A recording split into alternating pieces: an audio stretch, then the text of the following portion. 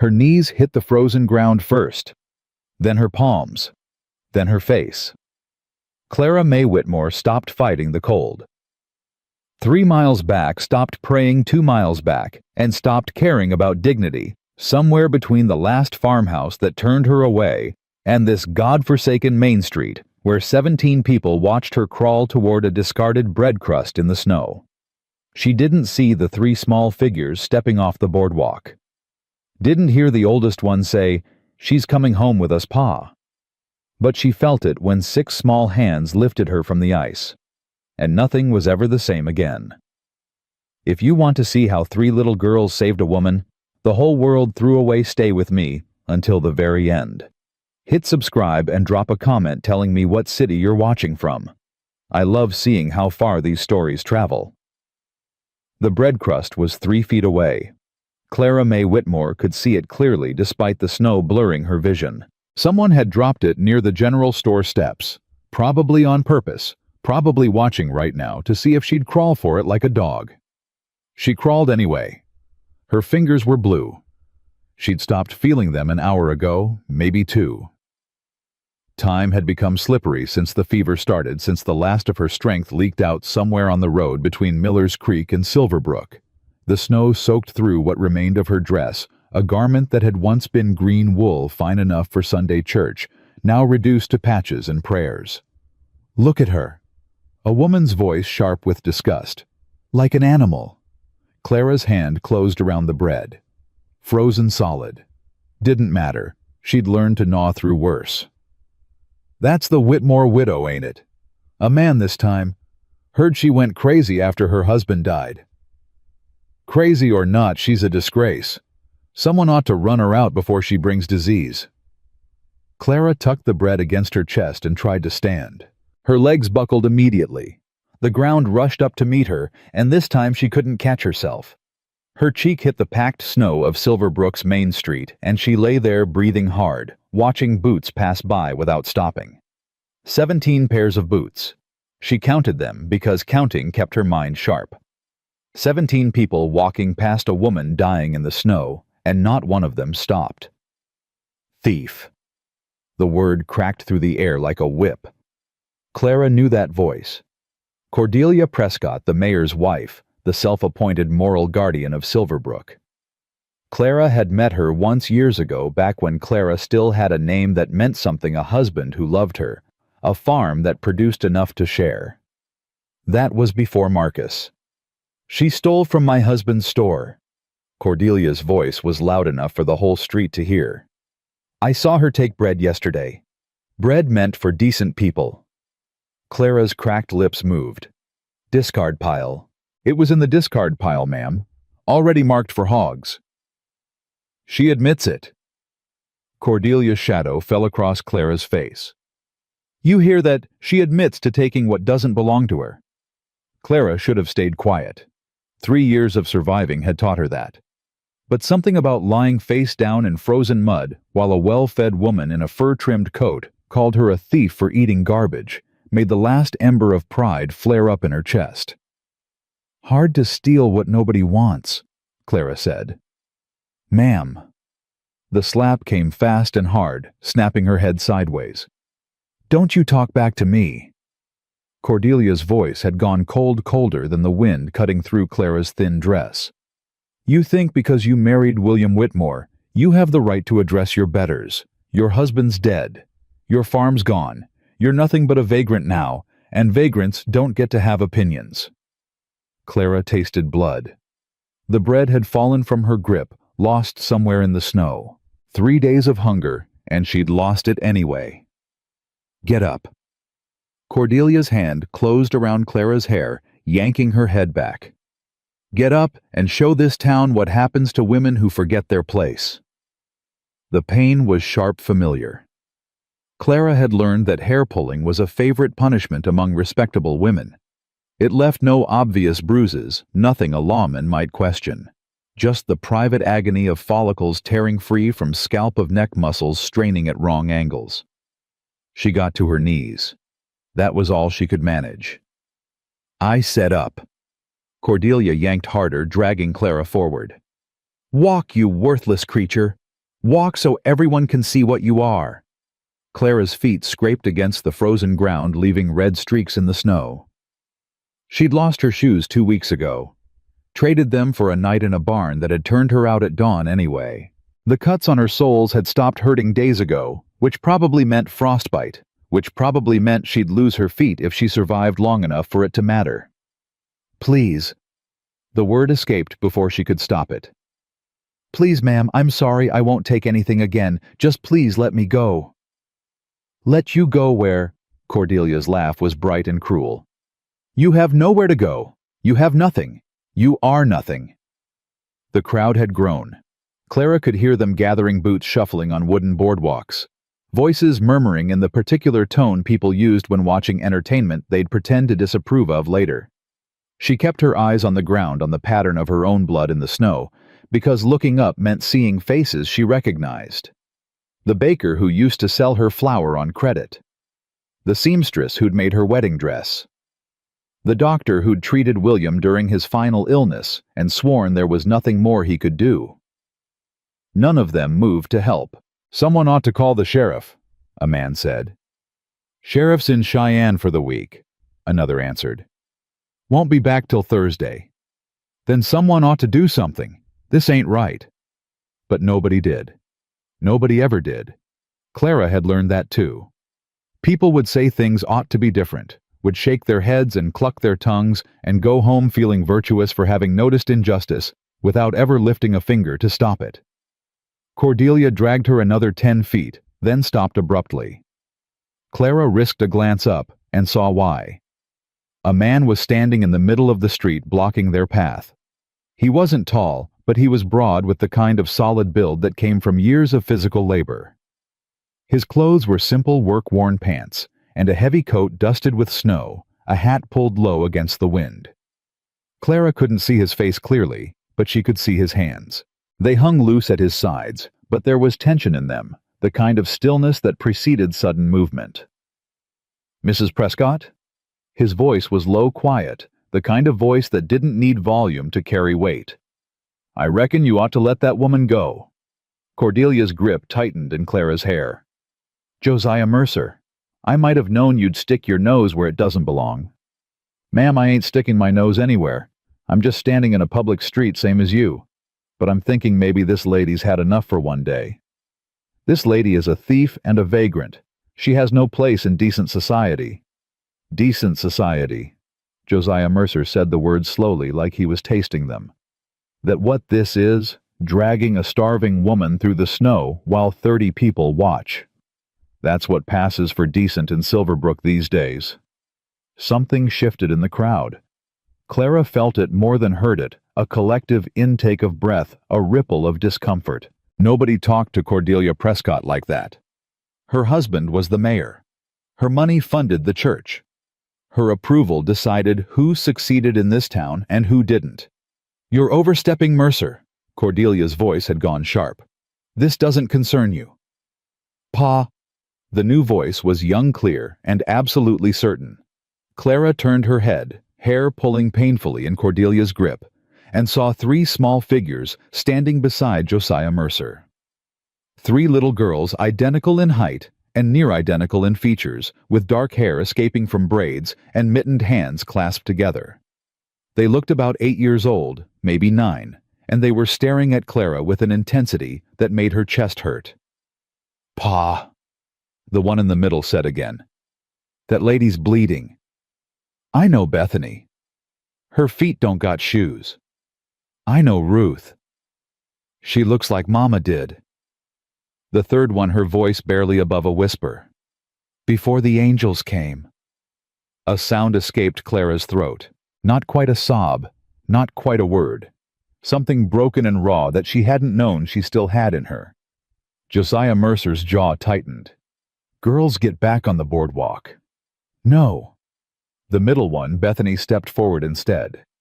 Her small chin jutted out with the kind of stubbornness that hadn't yet learned to fear consequences.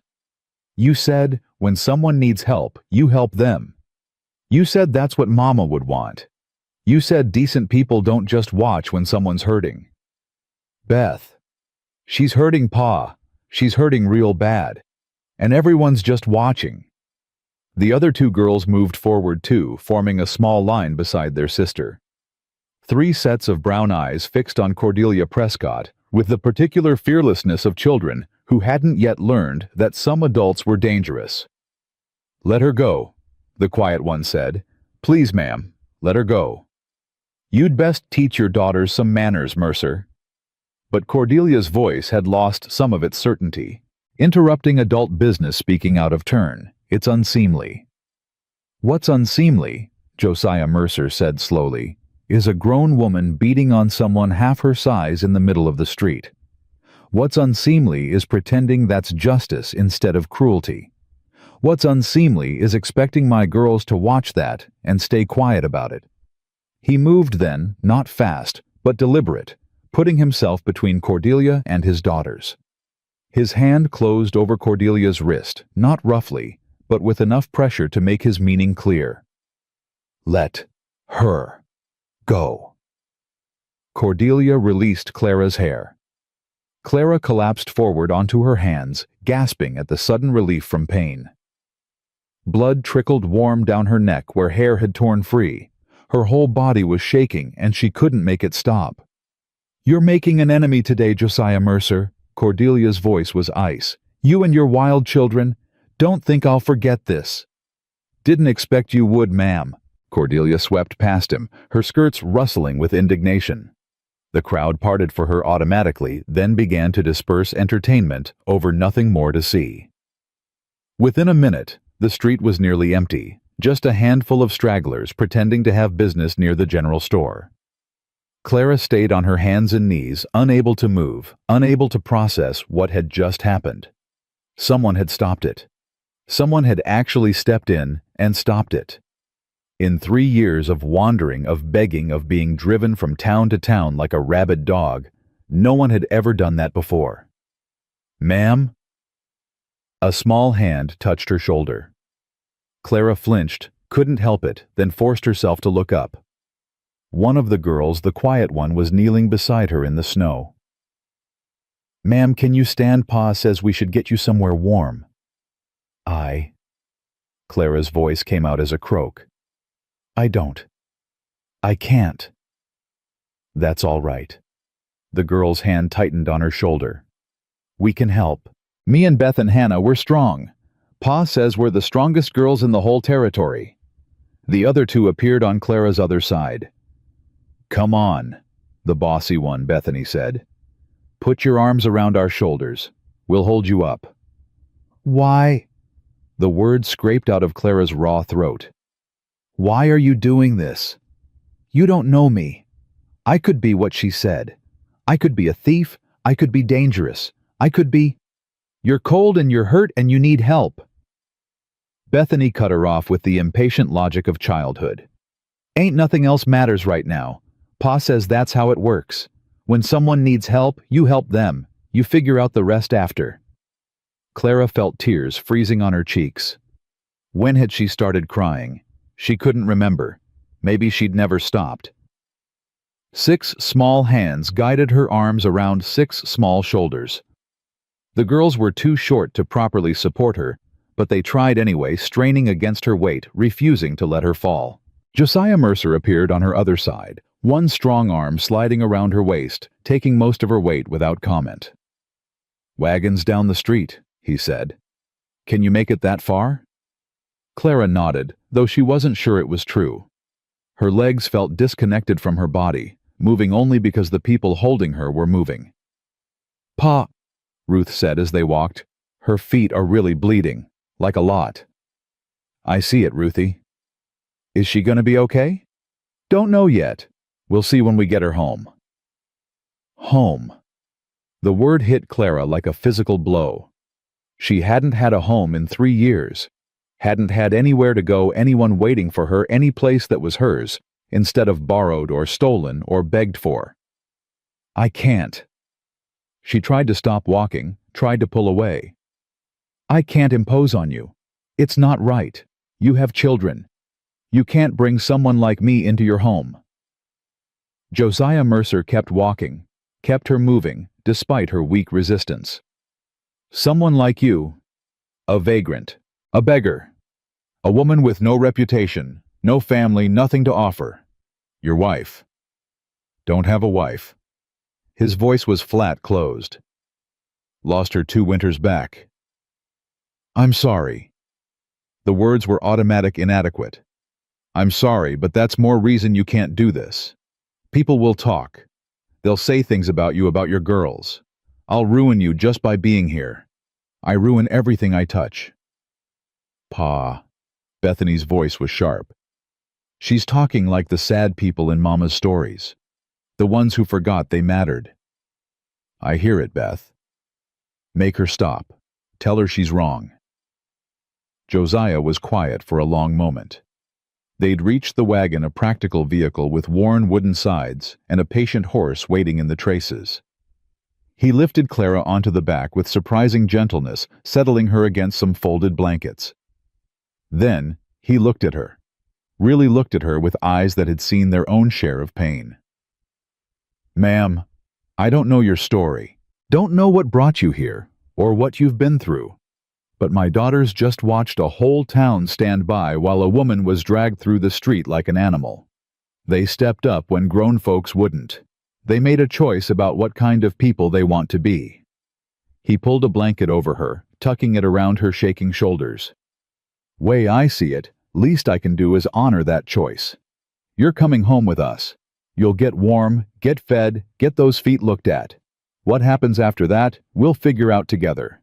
But you ain't spending another night in the cold, not while my girls have breath to argue otherwise. The 3 girls had climbed into the wagon, settling around Clara like small guardians. Ruth pressed against her side for warmth. Hannah offered her mittens, pulling them off and pushing them into Clara's frozen hands. Bethany sat across from her, watching with the fierce protectiveness of a child who'd decided something mattered. What's your name? Bethany asked. Clara. The word felt strange in her mouth, like something she'd forgotten she owned. Clara May Whitmore. I'm Bethany. That's Ruth. That's Hannah. We're triplets. Do you know what triplets are? 3 babies born at the same time. That's right. Mama said we were her 3 miracles. Said God gave her extra blessings because he knew she'd need them. Bethany's voice wobbled slightly on Mama, but she pushed through. She died. The fever took her. But Pa's still here, and we're still here, and now you're here too. Clara didn't know what to say to that. Didn't know how to respond to this small, fierce creature who spoke of loss like it was just another fact of life, like miracles and grief were equally ordinary. The wagon started moving, Josiah clicking to the horse, the wheels creaking over frozen ground. Clara let her eyes close, let exhaustion finally pull her under, surrounded by warmth she hadn't felt in years, protected by people she'd never met before today. The last thing she heard before sleep claimed her was Hannah's small voice whispering to her sisters. She's gonna stay right, Pa's gonna let her stay. Hush, Hannah. Let her rest. But she is right. We saved her. That means she's ours now. Clara should have corrected her, should have explained that people didn't work that way, that saving someone didn't give you claim to them, that she was a burden no family should have to carry. But she was too tired to argue, too tired to fight against the small hands holding hers, the small bodies pressed against her for warmth, the rough wool of the blanket that smelled like wood smoke and hay, and something that might have been hope. She slept, and for the first time in 3 years, she didn't dream of running. The cabin appeared through the snow like something from a fever dream. Clara woke to the feeling of the wagon stopping, to voices discussing her as if she weren't there. Her feet are bad, Pa. Real bad. I see 'em, Beth. She needs hot water and bandages, and maybe some of that salve Mama made. Got some left. You girls go open up the house, get the fire built up. I'll carry her in. Clara tried to protest when Josiah lifted her from the wagon. I can walk. You don't have to. I can manage. Ma'am, your feet look like you walked through a butcher's floor. You ain't walking anywhere. She wanted to argue, but her body had given up on her. She could only lie limp in his arms as he carried her toward the cabin, could only watch the snow falling soft and steady around them, could only marvel at how strange it felt to be held by someone who didn't want anything from her. The cabin was small but solid, one main room with a loft above a stove already crackling with fresh-fed fire. The girls had moved fast lighting lamps, pulling out blankets, filling a basin with water from a kettle that must have been heating since morning. Josiah set Clara in a chair by the stove. "Ruth, get those wet clothes off her. Beth, find something dry she can wear. Hannah, keep that water warm." The girls sprang into action with the efficiency of children who'd learned to be useful. Ruth worked at Clara's frozen buttons with patient fingers. Beth disappeared into what must be a bedroom, returning with a simple wool dress and thick stockings. Hannah monitored the water with intense concentration, adding hot from the kettle when it cooled. Clara sat passive through all of it, unable to help, unable to hinder. When Ruth peeled off the remains of her dress, no one gasped at how thin she'd become, how her ribs showed through her skin like the bars of a cage. When Beth helped her into the dry dress, no one commented that it hung loose on her wasted frame. When Hannah finally brought the basin to soak her ruined feet, Josiah simply knelt down and began cleaning the wounds with gentle, practiced hands. "This is going to hurt," he said quietly. "Some of these cuts are deep. I gotta get them clean before they fester." Clara nodded. The pain when it came was sharp and bright, but she'd felt worse. She'd felt so much worse. "Tell me if you need to stop." "I'm fine." "Ma'am, you ain't been fine in a long time, but you will be." He looked up at her, and there was something in his eyes she couldn't quite read. "You got my word on that." The girls clustered around while their father worked, watching with serious faces. Ruth held Clara's hand. Hannah kept bringing fresh, warm water. Bethany stood guard by the door, as if expecting Cordelia Prescott to burst in at any moment. "How long?" Josiah asked without looking up. "How long you been on the road?" "3 years. Since your husband died. Since his brother took everything." Clara heard the bitterness in her own voice and couldn't soften it. "Marcus Whitmore. He came west after William got sick. Said he wanted to help with the debts. Had me sign papers I didn't understand. By the time William passed, the farm was already gone. Marcus sold it, took the money, moved to Silverbrook to start fresh. I've been wandering ever since." "That the same Marcus Whitmore owns the general store?" "Yes." Josiah's hands stilled on her feet. When he looked up again, his expression had gone hard. "And Cordelia Prescott's husband does business with him. Probably owes him money. I don't know. I don't keep track anymore. Everyone in these towns knows everyone else. They all protect each other. Nobody protects people like me." "We do." Ruth's voice was small but certain. "We protect you now." Clara's throat closed. She couldn't speak around the sudden tightness. Josiah finished cleaning her feet and began applying salve, something herbal that smelled like the prairie in summer. "This was my wife's recipe. Hannah knows it. She's the one with the healing hands." "Mama taught me," Hannah said quietly, "before she got sick." "Your wife was a healer, a teacher, but she learned about plants and remedies from her grandmother. Said every woman ought to know how to tend wounds since we're usually the ones doing the tending." Josiah wrapped clean bandages around Clara's feet with practiced efficiency. "These'll heal if you stay off them. Couple weeks, maybe 3. I can't stay that long. I've already imposed too much. Tomorrow you'll rest." Josiah stood wiping his hands. "Day after that you'll rest some more. When your feet are healed, we can talk about what comes next. But for now, you're staying." "Why?" The question burst out of Clara before she could stop it. "Why are you doing this? You don't know me. I could be lying about everything. I could be exactly what Cordelia said. A thief, a vagrant, someone who'll bring trouble to your door. You have 3 daughters to protect. You should be sending me away, not taking me in." Josiah was quiet for a long moment. The fire crackled. Snow whispered against the windows. The girls had gone, still watching their father with expressions that suggested they were wondering the same thing. "You want to know why?" Josiah finally said. "Because 2 years ago, I watched my wife die and couldn't do a damn thing to stop it. Because this town that talks so much about Christian charity didn't lift a finger to help when Hannah was burning up with the same fever. Because I've seen what happens when folks decide someone ain't worth saving." He crossed to the window, looking out at the falling snow. "My girl stepped into that street today because I raised them to believe people matter. All people, not just the ones who can pay their debts or keep up appearances. I can't very well teach them that lesson and then turn you out into the cold, can I? But the talk, people will say. People already say plenty." Josiah's voice was flat. "They say I'm raising my girls wrong. They say I turned my back on the church. They say I'm strange for keeping to myself out here instead of socializing like decent folk. One more thing for them to say won't make much difference." Clara didn't have an answer to that. Didn't have any arguments left. The warmth of the fire was seeping into her bones, making her drowsy, making the edges of everything soft and unclear. "Ruth, get her something to eat," Josiah said. "Nothing heavy. Some broth if we have it. Beth, make up the bed in the back room. Hannah, stay with her while she eats. Make sure she don't choke." "Yes, Pa."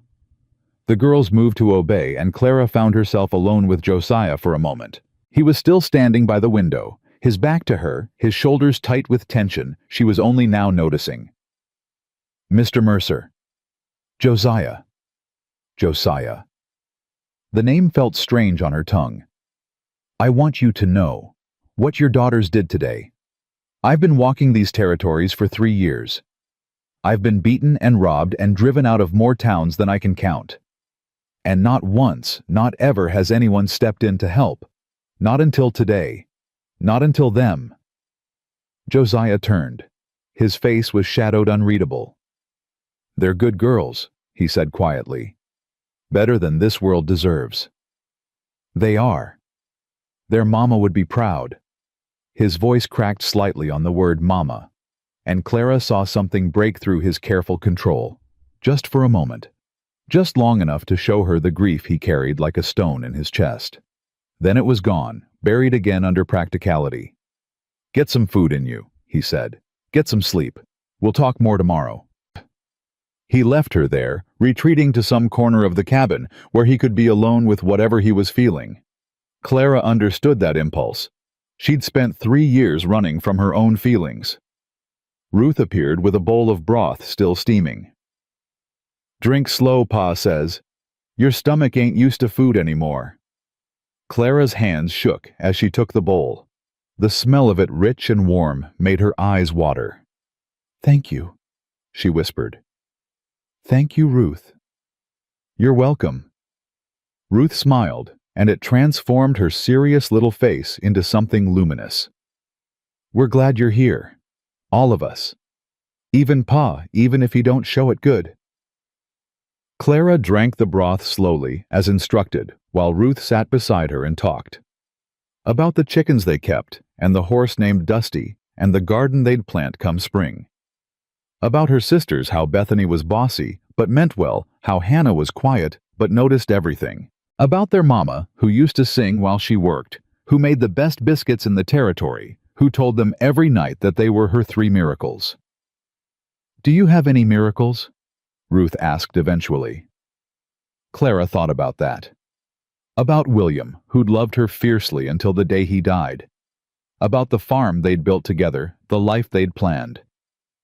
About the 3 years of wandering that had brought her broken and frozen to this cabin in the snow. "I didn't think so," she said slowly. "Not anymore. But maybe." She looked at Ruth's earnest face, at Bethany standing guard by the door, at Hannah, arranging herbs on a shelf with careful precision. "Maybe I was wrong." Ruth's smile widened. "Mama always said miracles find you when you stop looking for them. Maybe that's what happened. Maybe we're your miracles now." Clara couldn't answer. The tears came too fast, spilling down her cheeks, dripping into the empty broth bowl. She hadn't cried in months, had trained herself not to, because tears were weakness, and weakness got you killed on the road. But here, in this small cabin with its crackling fire and its fierce little guardians, she let herself break. And when Bethany appeared with a handkerchief, when Hannah brought a blanket to wrap around her shoulders, when Ruth simply held her hand and let her cry, Clara realized something that felt too big to hold. For the first time in 3 years, she wasn't alone. She didn't know if it would last. Didn't know if Josiah would change his mind, if the town would force them apart, if Marcus would find out where she was and finish what he'd started years ago. But tonight, right now, in this moment, she was warm and fed and surrounded by people who'd chosen her. People who'd stepped into a street full of cruelty and said, no, not today, not her. That had to be worth something. That had to be a beginning. Clara woke to the sound of arguing.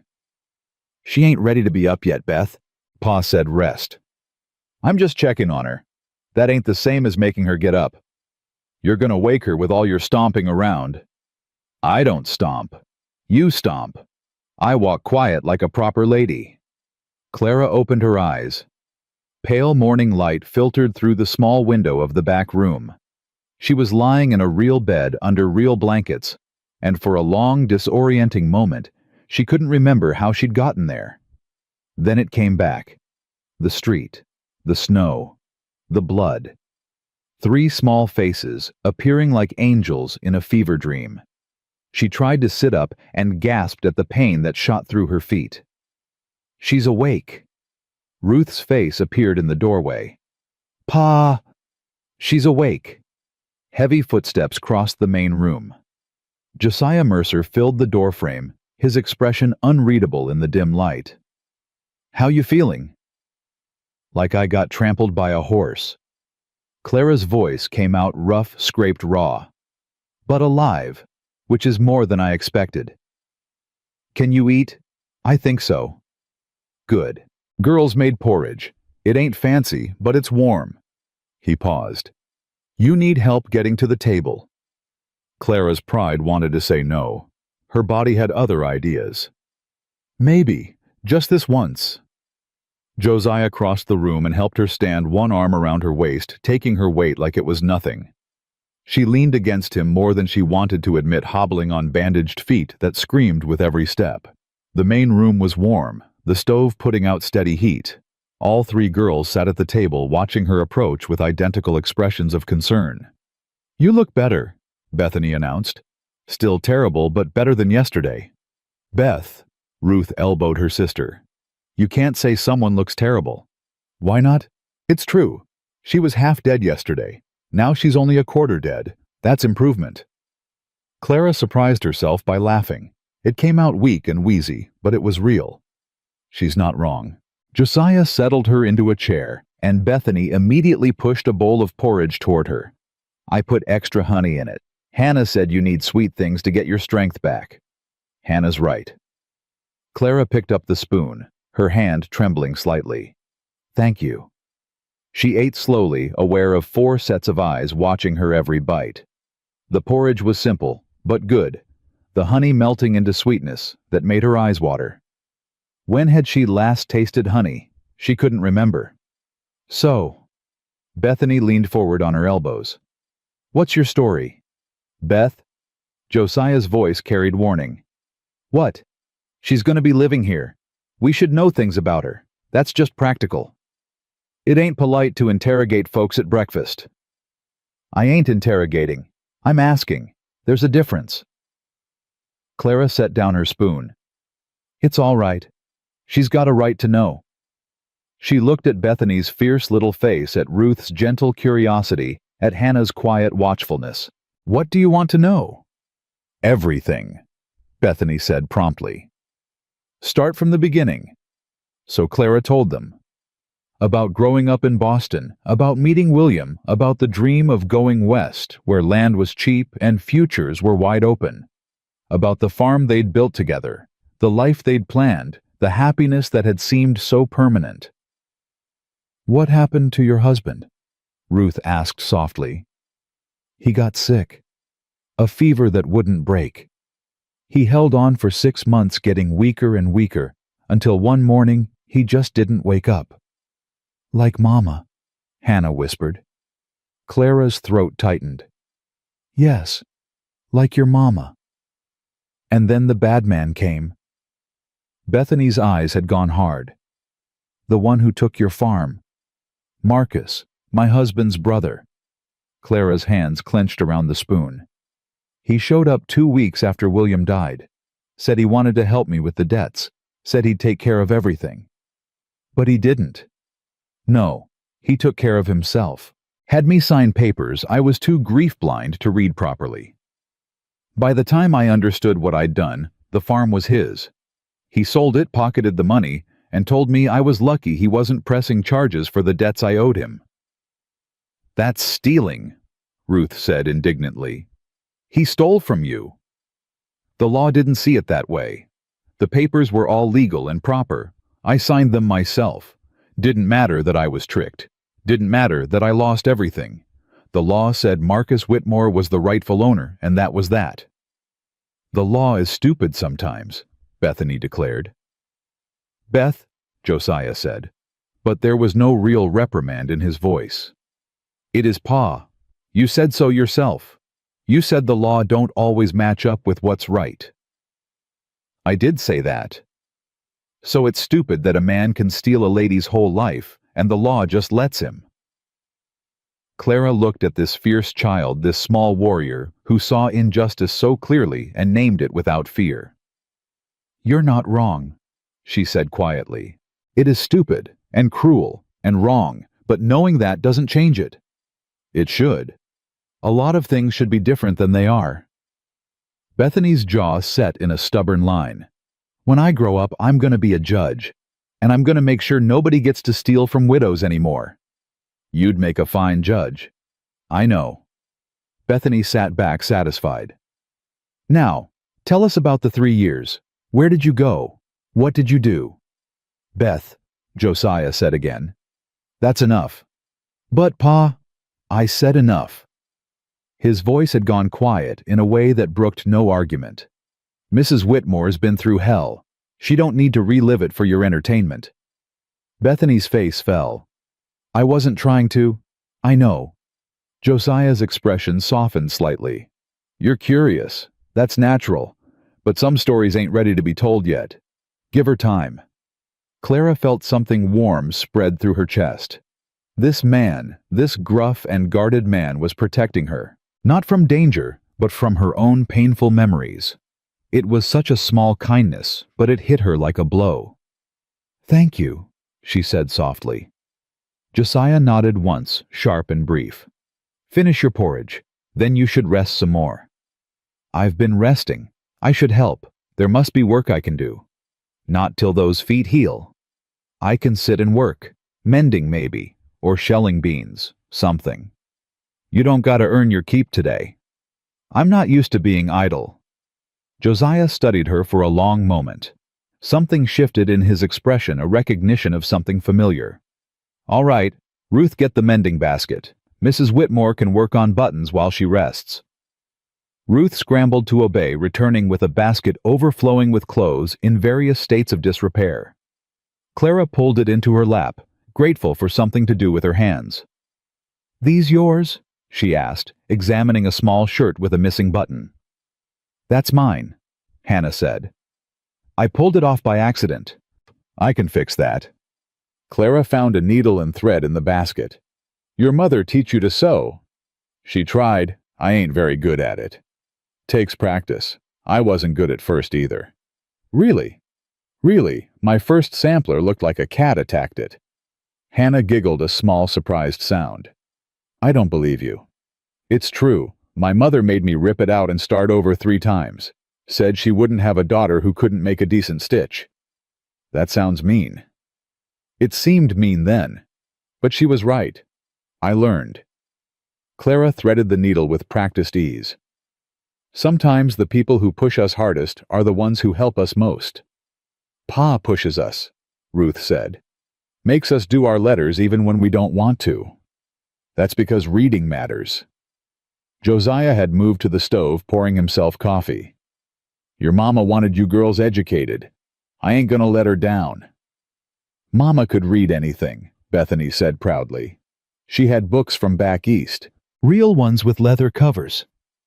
Where are they now? Clara asked. A strange silence fell over the room. The girls exchanged glances. Josiah's back went stiff. Pa put them away, Ruth said quietly. After. I see. Clara focused on her sewing, not pushing. That's all right. Books keep. The morning passed slowly. Clara mended while the girls did chores while Josiah moved in and out, checking on animals and hauling wood. Every time the door opened, cold air rushed in, and Clara felt the contrast between the warmth of this cabin and the frozen world she'd come from. Around midday, Ruth brought her soup and bread. Pa says you should eat more, says you're too thin. Your pa's probably right. He usually is. Ruth settled beside Clara, watching her eat. Can I ask you something? Of course. Are you scared? Clara paused with the spoon halfway to her mouth.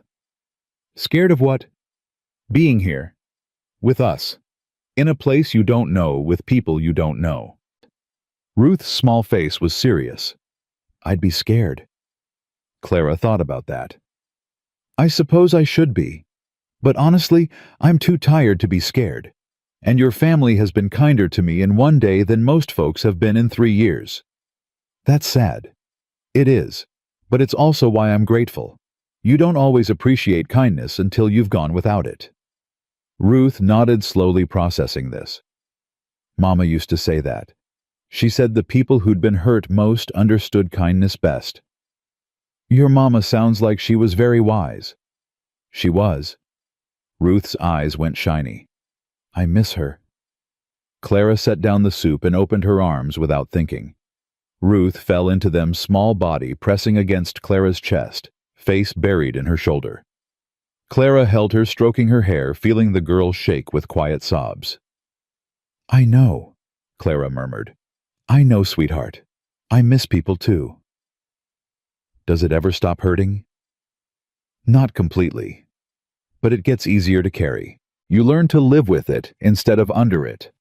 Promise? I promise. They stayed like that for a long moment, two wounded creatures finding comfort in each other. When Ruth finally pulled back, her face was blotchy but calmer. Don't tell Beth I cried, she said. She thinks I'm a baby. Your secret's safe with me. Ruth wiped her nose on her sleeve. I'm glad you're here, even if it's only for a little while. Me too. The door banged open. Bethany rushed in, cheeks red from cold. Pa says there's a rider coming up the road. Josiah was right behind her, his expression grim. Get in the back room. All of you. Clara's blood went cold. Who is it? Can't tell yet, but we ain't expecting visitors. He looked at her, and she saw the calculation in his eyes. You know anybody who might come looking? Marcus. The name rose in her mind like bile. Maybe. My husband's brother. He lives in Silverbrook. Josiah's jaw tightened. He know you're here. I don't think so, but Cordelia Prescott does, and she does business with his wife.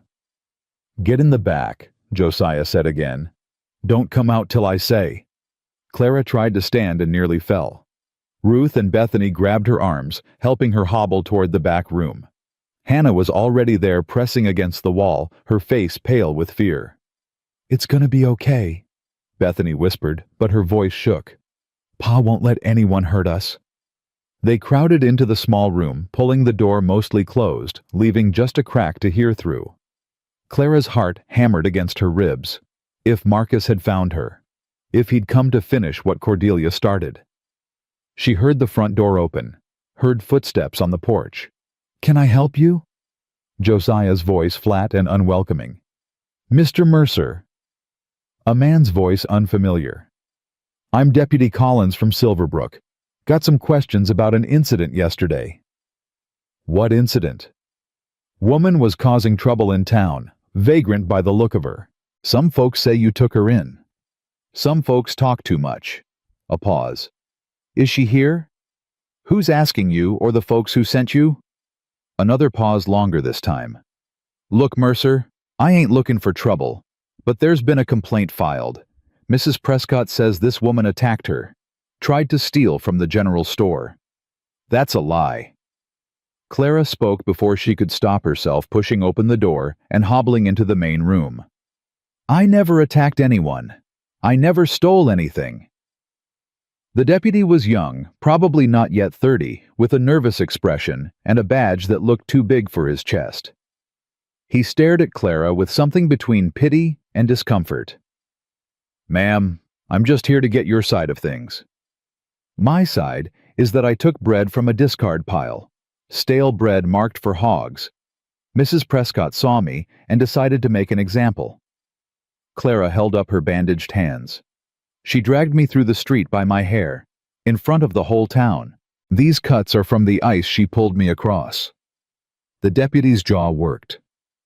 Mrs. Prescott says, Mrs. Prescott is lying. Josiah's voice cut through like a blade. I was there. I saw the whole thing. That woman was beaten and bleeding in the snow while your decent citizens watched like it was a Sunday show. Mr. Mercer, my daughters saw it too. You want to call 3 little girls liars. You want to tell them what they witnessed with their own eyes didn't happen. The deputy's face had gone red. I ain't calling nobody a liar. I'm just doing my job. Your job is to protect people, all people, not just the ones with money and influence. Josiah took a step forward, and the deputy took a step back. This woman was dying in the street. Dying. And your boss's wife was the one putting her there. So you go back to Silverbrook, and you tell Mrs. Prescott that if she wants to file charges, she can do it proper, in front of a judge, where everyone can hear what really happened. And tell her something else. Clara's voice surprised her with its steadiness. Tell her Clara Whitmore ain't running anymore. Tell her I'm done being afraid of people like her. The deputy looked between them clearly out of his depth. I'll pass that along. You do that. He left without another word, mounting his horse and riding away at a pace that suggested he was glad to go. Josiah watched until he was out of sight, then closed the door and leaned against it. That was bold, he said. Telling him you ain't running. Was it stupid? Maybe, but stupid and bold often look the same. He almost smiled. You meant it. Clara thought about that. About 3 years of running, of hiding, of making herself small and invisible to avoid trouble. About what it had cost her. About what it had gotten her. Nothing. It had gotten her nothing but more pain. I meant it, she said. I'm tired of being scared. Tired of letting people like Cordelia Prescott decide what I'm worth. Good. Josiah pushed off from the door. Because I got a feeling this ain't over. It's not. Marcus will find out I'm here. When he does. When he does, we'll deal with it. You don't know what he's capable of. Don't need to. I know what I'm capable of. Josiah's eyes met hers, and there was something fierce in them. He comes here causing trouble, he'll find out too. The girls had crept out of the back room, clustering together near the stove. Bethany's chin was jutted out in defiance. Ruth looked scared but determined. Hannah was watching everything with her quiet, measuring gaze. Are we in trouble? Ruth asked. No, sweetheart. Josiah's voice softened. We ain't in trouble. Is the lady gonna have to leave? No. He looked at Clara. Nobody's leaving, not unless they want to. Clara felt something crack open in her chest. Not pain this time, something else. Something that felt dangerously like hope. I don't want to, she said quietly. If that matters. It matters. The rest of the day passed in a strange kind of tension. Everyone was waiting for something, though nobody said what. Clara mended clothes and tried not to think about Marcus, about what he'd do when he found out where she was. Josiah worked outside, checking on things that probably didn't need checking, but staying close to the cabin. The girls did their lessons, but their attention kept drifting to the windows, to the road, to any sound that might mean trouble. Evening came early, the way it did in winter. They ate supper by lamplight, A simple meal of beans and cornbread that tasted like a feast to Clara. The girls were quieter than usual, subdued by the day's events. "Pa." Hannah's voice was barely above a whisper. "What if the bad people come back? Then we'll handle it. But what if there's too many of them?"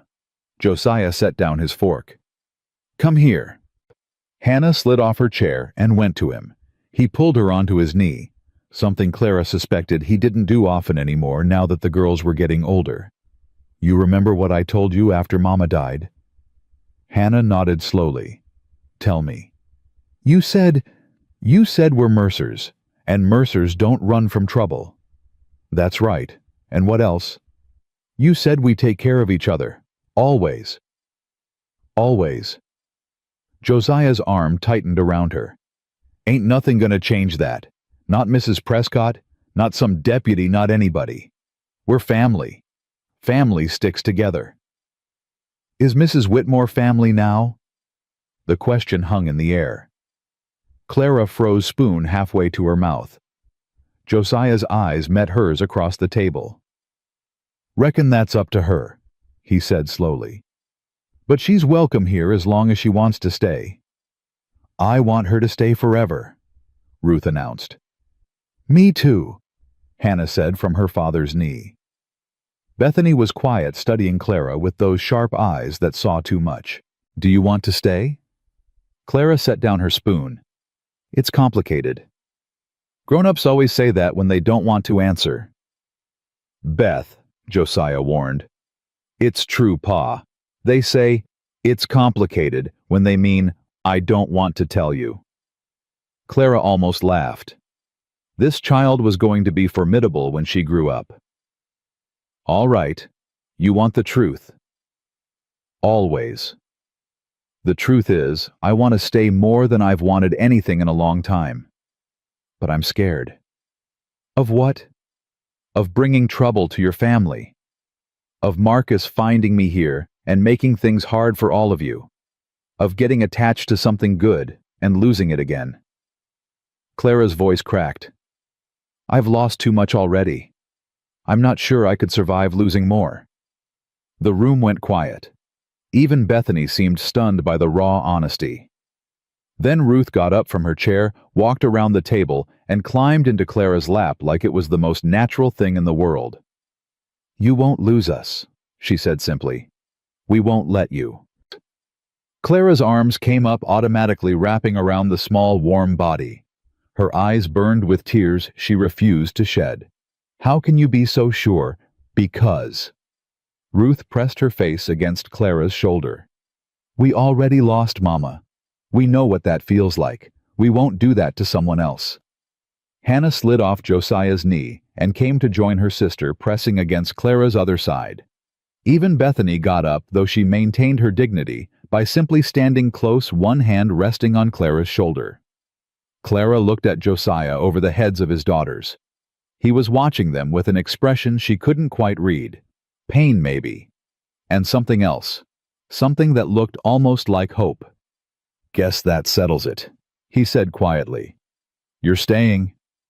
"I don't want to cause problems for you." "Too late. Problems started the minute my girl stepped into that street." But there was no anger in his voice. Only a kind of weary acceptance. "Way I see it, we're already in this together. Might as well see it through." Clara nodded slowly, not trusting her voice. The girls eventually went to bed, though not without multiple trips back to check on Clara, to bring her extra blankets, to ask if she needed anything. By the time they finally settled, Clara was exhausted from all the attention. Josiah sat across from her, nursing a cup of coffee, his face half in shadow. "They've taken to you," he said. "I've taken to them." "That was fast." "Some things are." Clara wrapped her hands around her own cup, drawing warmth. "I didn't expect this. Any of this. Life's funny that way. You think you know what's coming, and then it throws something at you that changes everything." "Is that what happened with your wife?" Josiah's jaw tightened. For a moment, Clara thought she'd pushed too far. Then he let out a breath. "Hannah was sick. Same fever that killed Sarah." We thought we were going to lose her too. Prayed harder than I've ever prayed." He stared into his coffee. "She pulled through. Sarah didn't. And I've been trying to make sense of that ever since. I'm sorry." "Don't be. Ain't your burden to carry. I know what it's like, losing someone and not understanding why." Josiah looked up at her. In the lamplight, his eyes were dark and deep. "I reckon you do." They sat in silence for a while, two people bound by similar grief, similar loss. It should have been uncomfortable. Instead, it felt like rest. "I should let you sleep," Josiah finally said. "Tomorrow's going to be busy." "Doing what?" "Living, working, showing this town we ain't afraid of them." He stood, setting his cup aside. "You're part of this household now, Mrs. Whitmore. That means you got rights, you got standing. Nobody can take that away." "Clara." "What?" "My name. It's Clara. Mrs. Whitmore was someone else, someone who belonged to a different life." She met his eyes. "If I'm going to be part of this household, you should probably use my actual name." Something shifted in Josiah's expression. "All right then, Clara." Her name in his voice sounded different somehow, warmer, real. "Good night, Josiah." "Good night, Clara." He retreated to his room, and Clara sat alone by the dying fire. Her mind too full for sleep. Everything had changed so fast. 4 days ago she'd been dying in the snow. Now she had a bed, a roof, 3 little girls who'd claimed her as their own, and a man who'd stood up for her when no one else would. It couldn't last. Nothing good ever lasted. Marcus would come, or Cordelia would find a way to cause trouble, or something would go wrong the way it always did. But tonight, right now, she was warm and safe and wanted. That had to be enough. That had to be a start. 2 weeks passed like a held breath. Clara's feet healed slowly, the cuts closing into pink scars. The frostbite damage revealing itself in patches of numbness that Hannah said might never fully recover. But she could walk now, could work, could move through the cabin without help. She'd learned the rhythm of this household. Josiah rose before dawn, tending animals, chopping wood, doing the 100 invisible tasks that kept a homestead running. The girls woke next, tumbling out of bed with varying degrees of enthusiasm. Bethany attacked each day like a battle to be won. Ruth drifted into wakefulness, slowly needing coaxing. Hannah was already awake before anyone noticed, watching everything with those quiet eyes. Clara had taken over the cooking. It gave her purpose, gave her something to offer beyond her presence. The first meal she'd made, a simple stew from whatever she could find in the pantry, had been met with stunned silence. "This is really good," Ruth had said, eyes wide. "It's just stew." "Pa's stew tastes like boot leather," Bethany announced. "This tastes like actual food." Josiah had given his daughter a look, but he'd also taken a second helping. Now Clara stood at the stove stirring porridge and listening to the girls argue about whose turn it was to collect eggs. "I did it yesterday," Bethany insisted. "You did it 2 days ago. I did it yesterday." "That's a lie. Hannah, tell her that's a lie." Hannah looked up from her book. "I don't remember." "You never remember anything useful." "Beth." Clara's voice cut through the squabble. "All 3 of you can go together. More hands means faster work." "But—" "No buts. Coats on all of you. And bring in some extra firewood while you're out." The girls grumbled but obeyed, pulling on coats and mittens and tramping out into the cold. Clara watched them go, feeling something warm settle in her chest. 2 weeks, and already she couldn't imagine mornings without their noise. The door opened again, and she turned, expecting one of the girls to have forgotten something. Instead, Josiah stood there, snow dusting his shoulders, his expression tight. "Ryder coming," he said. "From town." Clara's hands went still on the spoon. "Who?" "Can't tell yet. But they ain't hurrying, which means it ain't the deputy again. Could be nothing. Could be." But his voice said he didn't believe that. They waited together by the window, watching the road. The rider took shape gradually, a dark figure against the white landscape. As they got closer, Clara's stomach dropped. She knew that horse, knew that coat, knew the way the rider sat straight-backed and arrogant, like he owned everything he surveyed. "Marcus," she breathed. Josiah's hand found her arm steadying. "You sure?" "I'm sure." "You want to go in back?" Clara thought about it. Thought about hiding, about letting Josiah handle this, about avoiding the confrontation she'd dreaded for 3 years. Then she thought about what she'd told the deputy. About being done running. "No," she said. "I'm staying." Josiah studied her for a moment, then nodded. "All right. But let me do the talking first." "Why?" "Because he don't know what he's walking into. Let's keep it that way." Marcus Whitmore reined in his horse near the porch and dismounted with the careful movements of a man who didn't want to dirty his fine clothes. His coat was new expensive wool with brass buttons. His boots were polished despite the snow. Everything about him screamed money, success, respectability. Everything Clara had lost. Josiah stepped onto the porch, positioning himself between the door and Marcus. "Help you with something. I'm looking for someone." Marcus's voice was smooth-cultured, nothing like the rough frontier speech of most men in this territory. "A woman. My sister-in-law, actually. I have reason to believe she's been staying here." "That's so." "I'm concerned for her welfare." Marcus's expression was all practiced sincerity. "She's been unwell since my brother's death. Not entirely in her right mind, I'm afraid. I feel responsible for her." "Responsible how?" "She's family. What's left of it anyway. I want to make sure she's being cared for properly." Clara's nails dug into her palms. The lies came so easily to him, so smooth, so believable. 3 years ago, she might have believed them herself. Josiah's posture hadn't changed, but something in his energy had shifted, coiled tighter. "Interesting story." "I beg your pardon." "I said it's interesting. Your version of events." Marcus's smile flickered. "I'm not sure what you mean." "I mean, I've heard another version. One where you showed up after your brother died and stole everything his widow had. One where you left her with nothing and called it legal." The mask slipped just for a second. Clara saw the real Marcus underneath the cold calculation, the barely contained rage at being challenged. Then it was back smooth and pleasant. "I'm afraid you've been misinformed. My sister-in-law has made some accusations over the years. Delusions, really. Part of her illness." "She don't seem ill to me." "You've seen her?" "I've done more than see her." Josiah's voice went hard. "She's been living under my roof for 2 weeks, eating at my table, helping raise my girls. And she ain't crazy. She's scared. Scared of you." Marcus's expression went flat. "Is she here now?" "Might be." "I'd like to speak with her." "I bet you would."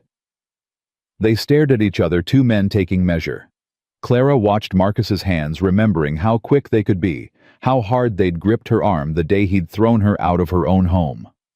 "This is a family matter," Marcus said finally. "I don't know what she's told you, but she told me the truth." Clara pushed open the door and stepped onto the porch. Her heart was hammering, but her voice came out steady. "She told him everything, Marcus. How you tricked me into signing away my home, how you sold it and kept the money, how you left me to starve." Marcus's face went through several expressions in rapid succession. Surprise, then anger, then something that might have been fear before it smoothed back into concern. "Clara, thank God you're all right.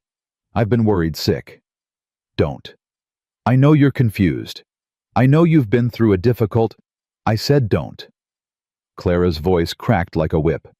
"Don't stand there and pretend you care. Don't act like you came here to help me. You came here because you heard I was still alive and that scared you. That's absurd. Is it? Because as long as I was wandering, as long as I was nobody, I was no threat. But now I've got shelter. I've got people who believe me. That changes things, doesn't it?" Marcus's mask slipped further. "You don't know what you're talking about." "I know exactly what I'm talking about. I was there, Marcus. I remember everything. I remember you standing in my kitchen 2 weeks after William died telling me you'd take care of the debts. I remember the papers you put in front of me, all those words I couldn't understand because I was drowning in grief. I remember you patting my hand and saying, "Trust me, this is for the best.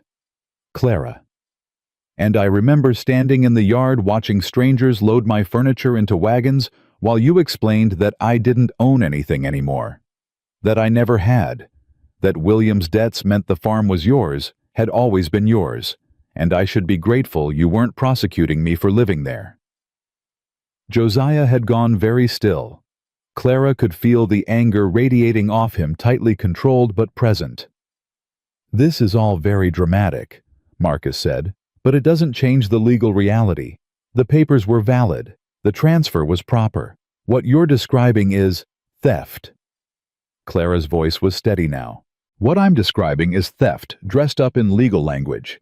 And maybe the law won't do anything about it. Maybe you covered your tracks too well. But that doesn't make it right. That doesn't make you anything but a thief and a liar." Marcus's expression went cold. "Careful, Clara." "Or what? You'll take my farm again?" "You already did that. You'll leave me with nothing." "Already did that too. What else can you do to me that you haven't already done?" "I can make your life very difficult. Harder than the last 3 years. Clara laughed, and there was no humor in it. "You think I'm afraid of you making things difficult? I've been beaten, robbed, starved. I've slept in barns and under bridges. I've eaten garbage and been grateful for it. You took everything from me, Marcus. Everything, and I'm still standing here." "Not for long." The words came out before Marcus could stop them, and Clara saw the truth in his eyes. This wasn't about concern. This wasn't about family. This was about silencing her. "That a threat?" Josiah's voice cut through the tension. Marcus turned to him, seeming to remember he was there. "A warning. My sister-in-law is unstable. Harboring her could have consequences." "For who?" "For anyone who gets involved in her delusions." Marcus's eyes swept over the cabin, the land calculating. "You have a nice place here, Mercer. 3 daughters to raise. It would be a shame if something complicated that." Clara felt ice form in her stomach. Not for herself. For them. "If you're threatening my family," Josiah started. "I'm not threatening anyone. I'm simply observing that life can be unpredictable. Accidents happen. Reputations suffer. People who seemed respectable turn out to have secrets." Marcus smiled, and it didn't reach his eyes. "I'm sure you understand." "I understand you should leave." "I'll leave when I'm ready." "You'll leave now." Josiah took a step forward, and something in his posture made Marcus step back. "You'll leave, and you won't come back. And if anything happens to this household, anything at all, I'll know where to look first." "Is that a threat, Mr. Mercer?" "It's a promise." They stared at each other. Clara held her breath, waiting for the explosion. But Marcus, for all his arrogance, was smart enough to recognize a battle he couldn't win here. "This isn't over," he said finally. "Yes," Clara said quietly. "It is. I'm done being afraid of you, Marcus. I'm done running. Whatever you do next, I'll face it. But I won't hide anymore." Marcus looked at her. Really looked, and she saw something flicker in his eyes. Uncertainty, maybe. Or the realization that the woman he'd broken so easily 3 years ago had somehow found her spine again. "You'll regret this," he said. "I already regret trusting you. Everything else is just details." He mounted his horse without another word and rode away faster than he'd come. Clara watched until he disappeared around the bend, then let out a breath she hadn't known she was holding. "He'll be back," Josiah said quietly. "I know. He's dangerous. I know that too." "Then you know we need to be ready." Clara turned to look at him. You think I'm going to let you face this alone. It's not your fight." "It is now." Josiah's jaw was set. "He threatened my girls. That makes it personal." "I'm sorry. I shouldn't have—" "Don't." His voice softened slightly. "Don't apologize for existing. Don't apologize for having people who wronged you. That ain't your fault. But the trouble would have found us eventually anyway. Men like Marcus don't stop at one victim. Sooner or later, he'd have come for someone else. Josiah looked at her. Better to face it with allies than alone. Clara felt tears prick her eyes. I don't know how to repay. Papa. Ruth came running around the corner of the house, her face white with fear. Behind her, Bethany and Hannah followed Bethany carrying something in her arms. What happened? Josiah was already moving. We found something. Ruth was breathing hard. In the chicken coop. Someone. Bethany reached them and held out what she was carrying. A dead chicken, its neck wrung a piece of paper tied to its leg. Josiah took the paper, unfolding it with hands that trembled slightly. Clara read over his shoulder. Your turn next, it said. Nothing else. He didn't have time, Clara said, her voice shaking. He came straight here. He couldn't have. He didn't do this himself. Josiah's voice was grim. He sent someone ahead. While he was talking to us, someone else was in my chicken coop. Hannah started crying, silent tears streaming down her face. Ruth grabbed her hand. Bethany's expression had gone fierce, angry, ready to fight something she couldn't see. Inside, Josiah said. All of you, now. They crowded into the cabin, the warmth feeling wrong now invaded. Josiah locked the door, something Clara had never seen him do before. This is my fault, Clara said. If I hadn't come here... Stop. Bethany's voice was sharp. Stop saying that. You didn't do this. The bad man did. But she's right. Josiah was checking windows, pulling curtains closed. Blame belongs on the person who did wrong, not the person wrong was done to. That's what I taught my girls, and it applies to you too.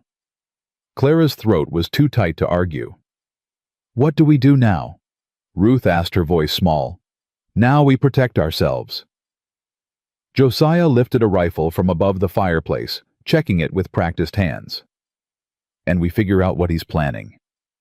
He wants to scare us, Hannah said quietly. Everyone looked at her. That's what Mama's books say. Bullies try to scare you first, make you run before they have to really do anything. Hannah's right. Josiah set the rifle within reach. This is intimidation. He's hoping we'll panic, give up Clara, go back to how things were. Will we? Bethany demanded. What do you think? I think we don't let bad people win. That's my girl. Clara looked at this family, these people who'd known her barely 2 weeks, circling up to protect her like she was one of their own. She didn't deserve it, hadn't earned it, but they were offering it anyway. There might be another way, she said slowly. Something that doesn't put all of you at risk. We already talked about this. Not this. Not what I'm thinking now.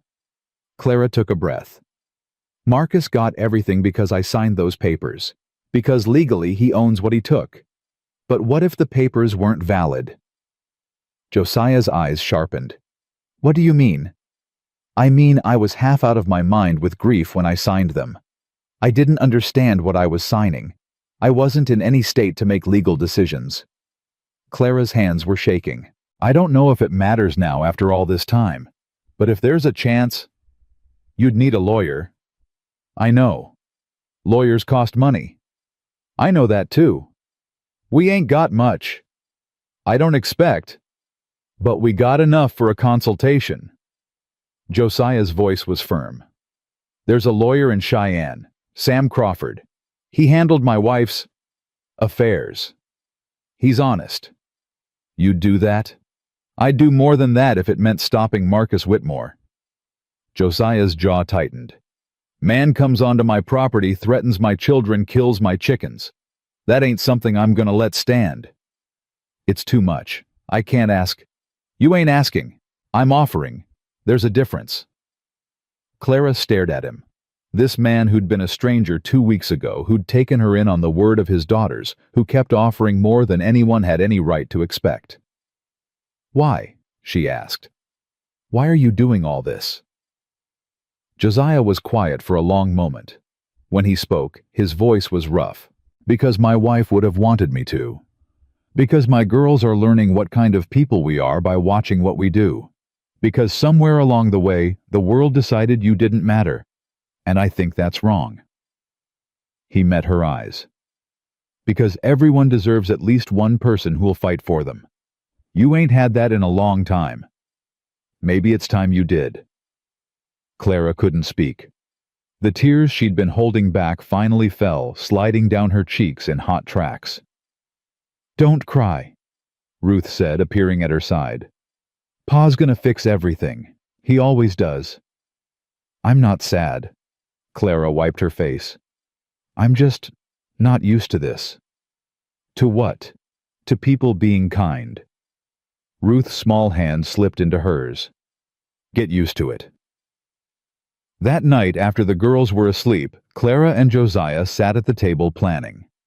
He'd sent word to a neighbor, a man named Tom Patterson, asking him to watch the road. They'd agreed to take shifts sleeping, one of them always awake to watch for trouble. "The trip to Cheyenne will take 2 days, Josiah said. "There and back. I don't like leaving you and the girls alone that long." "We could all go?" "In winter, with 3 children, too risky." "Then I'll go alone. You don't know the way." "I can learn." "Clara." His voice was patient but firm. "You just got back on your feet, literally. You ain't ready for a 2-day ride through mountain passes in January." "Then what do you suggest?" "I go. You stay here with the girls.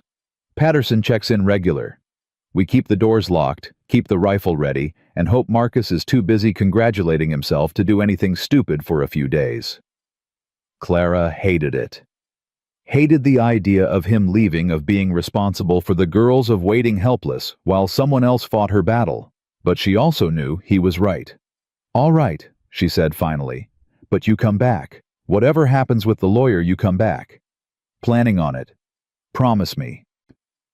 Josiah looked at her across the table. In the lamplight, his face was all shadows and angles hard to read. "I promise," he said. "I ain't leaving you to face this alone." Something passed between them. Clara wasn't sure what to call it.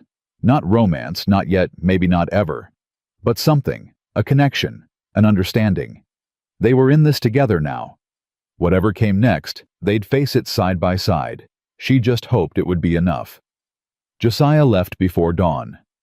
Clara stood on the porch watching him mount his horse, the cold biting through her shawl. He'd packed light just enough for 2 days, and the rifle hung across his back. "Patterson will come by this afternoon," he said. "And again tomorrow morning. Keep the doors locked. Don't let anyone in you don't recognize." "I know." "The girls know what to do if there's trouble. Beth knows where the spare ammunition is." "Josiah." He stopped, looking down at her from the saddle. "I know," Clara said. "You've told me 3 times. We'll be fine." Something flickered in his expression. Worry, maybe, or something else. "I'll be back day after tomorrow," he said. "Evening at the latest. I'll have supper waiting." He almost smiled at that. Then he clicked to his horse and rode away, disappearing into the gray pre-dawn light. Clara stood watching until she couldn't see him anymore.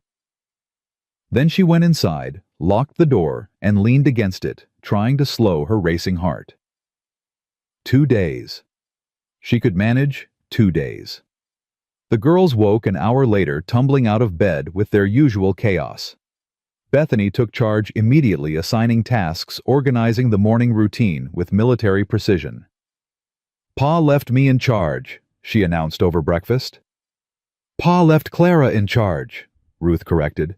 "Clara's a grown-up. I'm in charge of us." "That don't make sense." "It makes perfect sense. Hannah, tell Ruth it makes sense." Hannah looked up from her porridge. "I think we're all in charge of ourselves." "That's not how it works." "Why not?" Bethany opened her mouth closed. It frowned. Because someone has to be the boss." "Why?"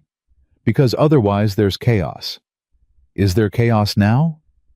Bethany looked around the peaceful cabin. "No." "Then maybe we don't need a boss." Clara hid her smile behind her coffee cup. Hannah was going to be trouble when she got older. The good kind of trouble. The morning passed quietly.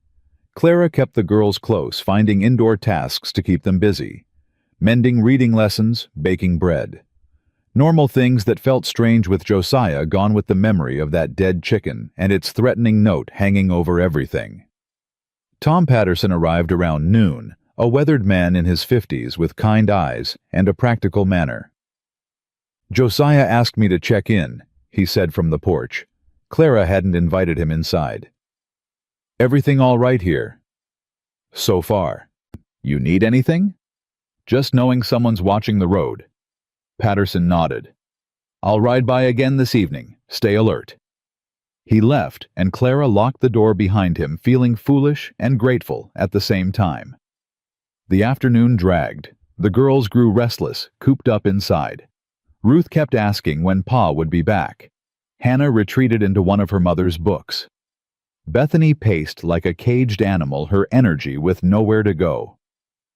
"Can we at least go outside?" she demanded. "Just to the barn." "Not today." "But the chickens need feeding." "I'll do it later." "That's not fair. We always feed the chickens." "Beth." Clara's voice came out sharper than she intended. "I said not today." Bethany's face crumpled, not with sadness, but with frustration. "You're not our mother. You can't tell us what to do." The words hit Clara like a slap.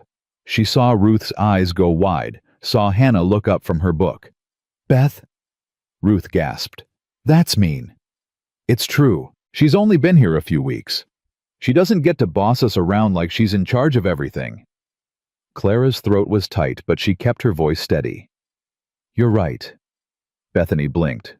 "What? You're right. I'm not your mother. I have no right to tell you what to do." Clara sat down, putting herself at eye level with Bethany. "But I am someone who cares about you, someone who's trying to keep you safe while your pa is gone. And right now, with Marcus Whitmore making threats, I need you to trust me. Can you do that?" Bethany's jaw worked. The anger was still there, but something else was creeping in. Shame, maybe. "I didn't mean it," she muttered. "About you not being our mother." "You did mean it, and that's okay. It's true.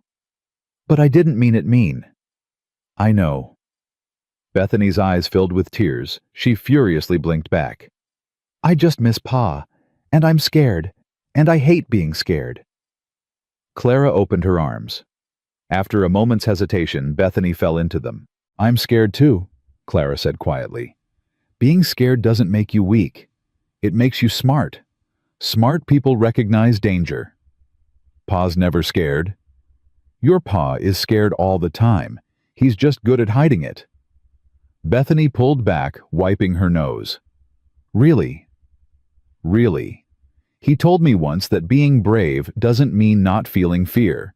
It means feeling fear and doing the right thing anyway." "He said that." Clara nodded. It wasn't exactly what Josiah had said, but it was close enough, and Bethany needed to hear it. "I'm sorry," Bethany said, "for what I said." "I know. It's forgiven." Ruth and Hannah had crept closer during the conversation. Now Ruth wedged herself under Clara's other arm, and Hannah pressed against her back. "We're glad you're here," Ruth said. "Even if you're not our mother." "Yeah," Hannah added quietly. "Even if." Clara held them all three small bodies against hers, and felt something settle in her chest. Not peace exactly. More like purpose. These girls needed her. Not as a replacement for their mother, but as something else. Someone else.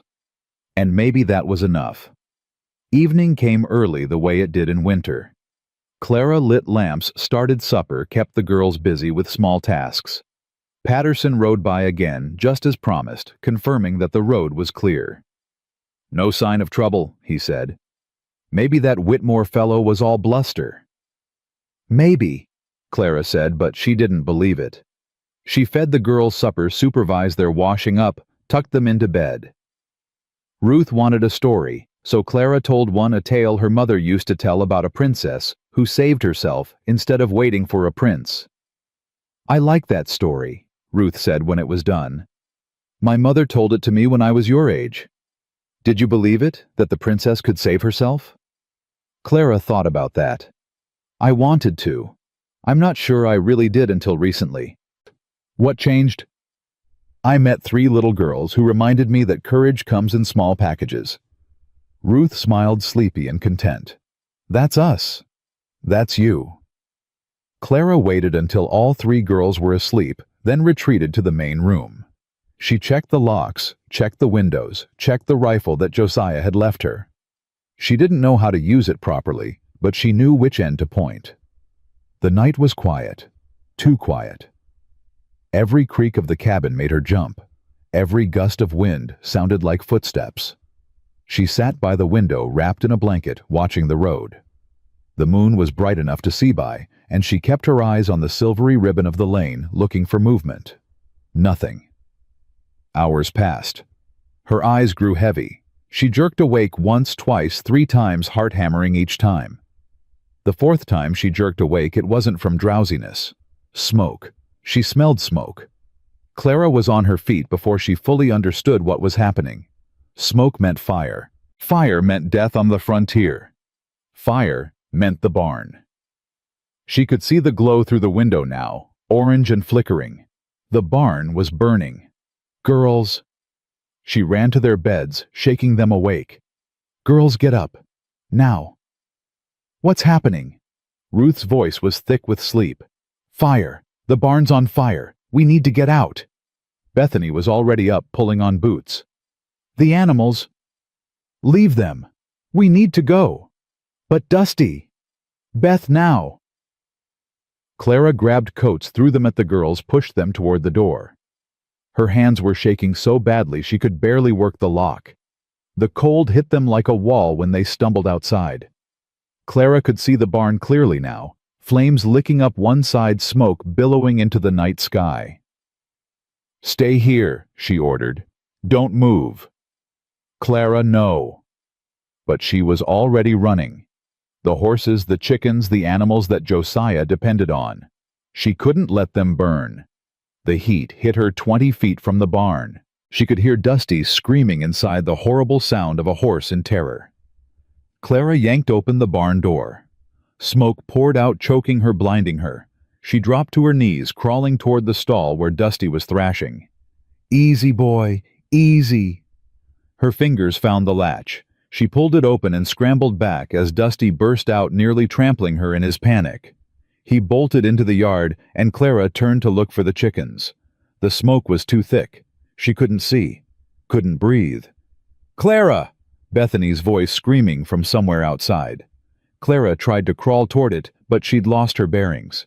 Everything was smoke and heat, and the roar of flames consuming dry wood. Then hands grabbed her strong hands, hauling her up, dragging her toward fresh air. She stumbled out of the barn and collapsed in the snow, coughing, retching, trying to clear her lungs.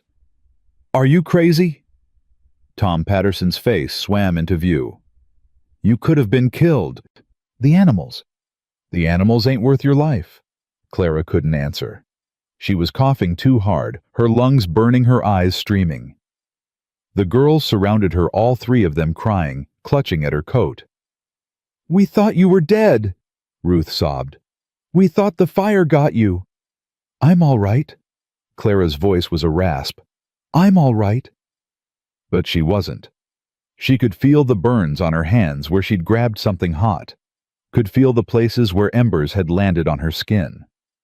"We need to get away from the barn," Patterson said. "Wind shifts that fire could spread." He helped Clara to her feet and half carried her toward the cabin. The girls followed Bethany, holding Hannah's hand, Ruth clinging to Clara's coat. Inside, Patterson sat Clara down and examined her hands. "Burns, but not deep. Could have been worse. A lot worse." "Someone set that fire," Clara said. "I know. They were here. While we were sleeping. They were right here." "I know." Patterson's expression was grim. "I heard the commotion, came running. Didn't see anyone, but that don't mean nobody was there." Clara's whole body started shaking, not from cold, from the realization of how close they'd come. If she hadn't woken up, if the wind had been different, if the cabin had caught instead of the barn. "Marcus," she whispered. "Can't prove it." It was him, or someone he hired. He said accidents happen. Still can't prove it. "I don't need proof, I know." Patterson was quiet for a moment. "Josiah's gonna want to know about this." "Josiah's in Cheyenne. I'll send word. He should know what happened." "No." Clara's voice was suddenly firm. "Don't. Clara, he went to Cheyenne to help me, to find a way to stop Marcus legally. If you call him back now, all that's wasted. Marcus wins. Marcus almost killed you tonight." But he didn't. Clara looked at her burned hands at the three girls huddled together on the bed. "He didn't. And he won't. Not if I have anything to say about it." "What are you planning to do?" Clara didn't answer right away. She was thinking about William, about the papers she'd signed, about 3 years of running and hiding and being afraid. She was done being afraid. "I'm planning to fight," she said finally, "and I'm planning to win." Dawn came gray and cold. The barn was a smoking ruin, but the cabin stood untouched.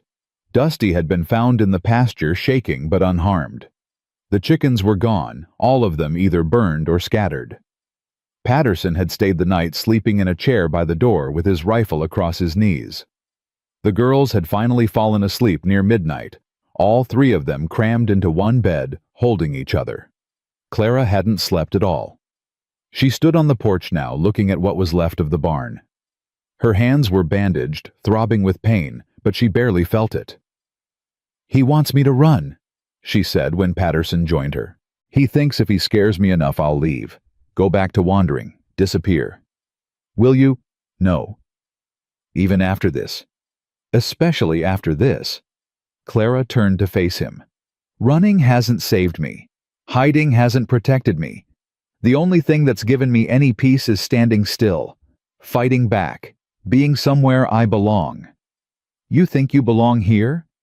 Clara looked at the cabin at the window, where she could see the girls starting to stir. "I didn't think so at first. Thought I was just passing through, same as everywhere else. But those girls—" She swallowed hard. "Those girls chose me. They stepped into a street full of cruelty and said, 'She's coming home with us.' They didn't know me, didn't know my story. They just saw someone who needed help and decided to give it. They're good kids. They're the best kids I've ever known. And I'm not going to let Marcus Whitmore take this away from them. From me. Not again." Patterson studied her for a long moment. "You know this could get worse before it gets better." "I know. You could get hurt, really hurt. The girls could get hurt." "I know that too." "And you're still going to fight." Clara thought about William, about the life they'd dreamed of, about the woman she used to be before grief and loss had stripped her down to nothing. "I'm still going to fight," she said. "Because some things are worth fighting for. And because I'm tired of being the person things happen to. I want to be the person who makes things happen." Patterson nodded slowly. "Josiah's lucky to have you." "I'm the lucky one. Maybe you both are." The door opened behind them. Bethany emerged, her face pale, but determined. "I want to help," she said. "Whatever you're planning, I want to be part of it." "Beth, don't say I'm too young. Don't say it's too dangerous. That man tried to burn our house down, with us in it. I'm already part of this, whether you want me to be or not." Clara looked at this fierce child, this small warrior, who reminded her so much of herself at that age. "All right," she said. "You can help." "Really?" "Really. But you follow my lead, and if I say run, you run. Deal?" Bethany nodded solemnly. "Deal." Ruth and Hannah appeared in the doorway, drawn by voices. They looked at the ruined barn, at Clara's bandaged hands, at the serious expressions on everyone's faces. "What do we do now?" Hannah asked quietly. "Now we wait for your pa to come back," Clara said. "And while we wait, we plan." "Plan what?" Clara's jaw set. How to beat Marcus Whitmore at his own game. The day passed in tense waiting. Patterson stayed close, patrolling the property, watching for any sign of trouble. Clara kept the girls inside, occupying them with lessons and chores, trying to maintain some semblance of normalcy. But nothing was normal anymore. "Do you think Pa knows?" Ruth asked around midday. "About the fire?" "I don't know. Maybe." "Will he come back early?" "I hope not. He went to Cheyenne for a reason. That reason matters. More than us." Clara knelt down, taking Ruth's hands. "Nothing matters more than you. Nothing. But sometimes fighting for someone means finishing what you started, even when you want to run home. Your Pa knows that. He's fighting for us right now in his own way. By talking to a lawyer. By finding a way to stop Marcus legally, so we don't have to be afraid anymore." Ruth considered this. "That's a different kind of fighting." "Yes, but it's just as important." Late afternoon, they heard hoofbeats on the road. Clara's heart leaped, but it was too soon for Josiah. Too soon. She grabbed the rifle, positioning herself by the window. "Girls' back room, now." They obeyed without argument this time, scrambling for cover. The rider came into view, and Clara's blood ran cold. Not Marcus, Cordelia Prescott. The mayor's wife dismounted with the air of someone visiting an inferior establishment. Her dress was immaculate, her expression a careful mask of concern. Clara opened the door, but didn't step outside. "Mrs. Prescott?" "Mrs. Whitmore. Or should I say, Miss Sullivan. I've been doing some research." "What do you want?" "To talk, woman to woman." Cordelia's smile was all teeth. "I think you'll want to hear what I have to say." "I doubt that. I have information about Marcus, about what really happened to your husband." Clara's hand tightened on the rifle. "What do you mean?" "I mean there are things you don't know, things that might change how you see your situation." Cordelia's eyes glittered. "Let me in, and I'll tell you everything." Clara knew it was a trap. Knew Cordelia was Marcus's ally, had been from the start. But that phrase, "What really happened to your husband?" "Say what you have to say from there," Clara said. Cordelia's smile thinned. "Very well. Did you know your husband William wrote to his brother before he died? Wrote him asking for help with the medical bills. So Marcus came west because William asked him to. Whatever happened with those papers, it started with your husband's request." Clara felt the ground shift beneath her feet. "You're lying." "I have the letter. Marcus showed it to me. William was desperate. He knew he was dying. He wanted to make sure you'd be taken care of." Cordelia's voice dripped false sympathy. "He asked Marcus to help you, to look after his widow. Everything that happened after was Marcus trying to honor his brother's wishes. That's not how it was.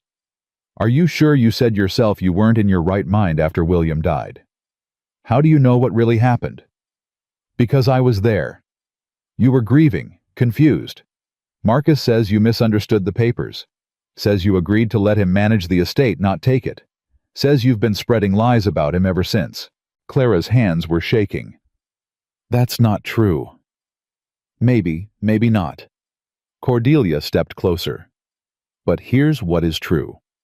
You're living in another man's house, raising his children, burning his property." "I didn't burn the barn." "Can you prove that?" Cordelia's smile was vicious. "Because from where the town sits, you're an unstable woman with a grudge against a respected businessman.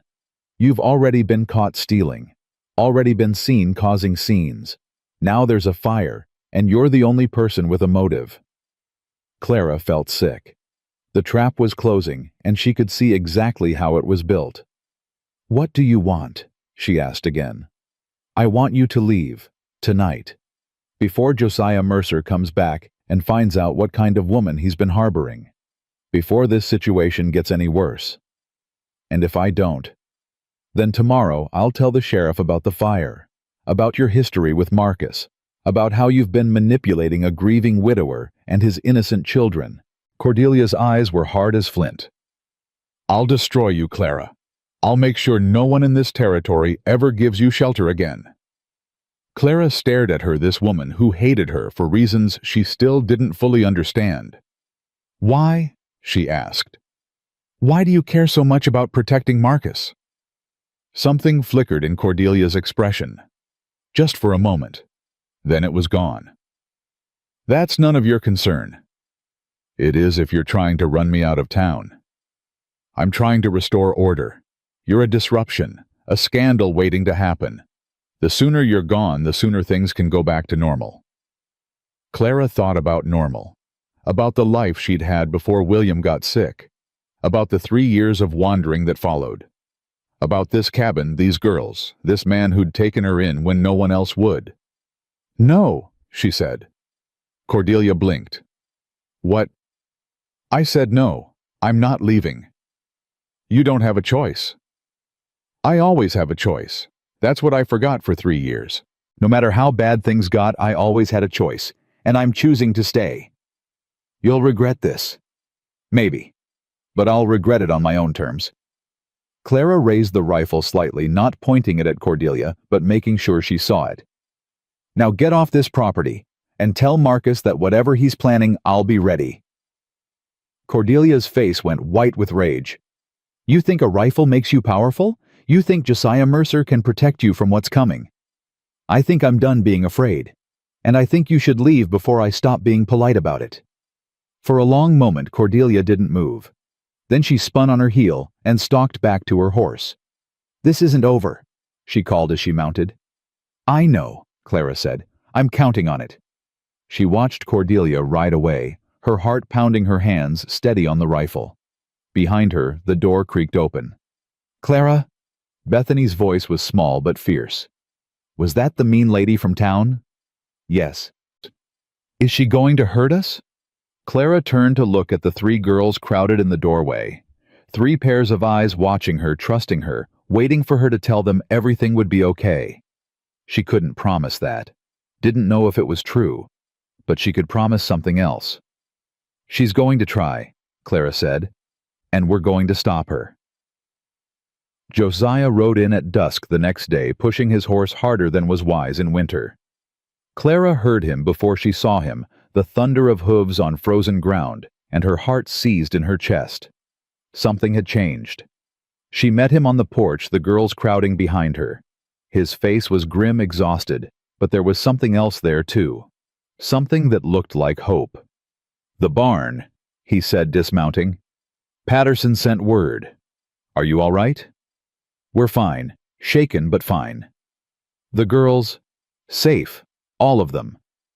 Josiah's shoulders dropped with relief. Then his eyes found her bandaged hands, and his expression darkened. "You went in after the animals." "Someone had to." "Clara." "Don't. It's done. We survived." She reached for his arm, pulling him toward the cabin. "What happened in Cheyenne? Did you find the lawyer?" Josiah glanced at the girls, then at Clara. "Inside. We need to talk."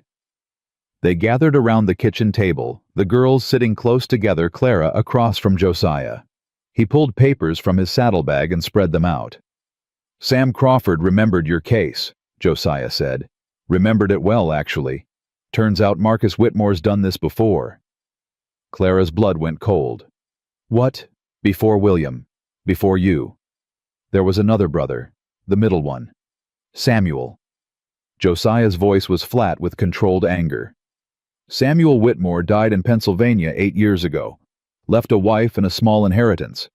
Marcus showed up, same story. Helping with debts. Protecting the family. 3 months later, the widow was in a poorhouse, and Marcus had everything." "Oh, God." "It gets worse. The Pennsylvania widow tried to fight back. Hired a lawyer, filed a complaint." Josiah's jaw tightened.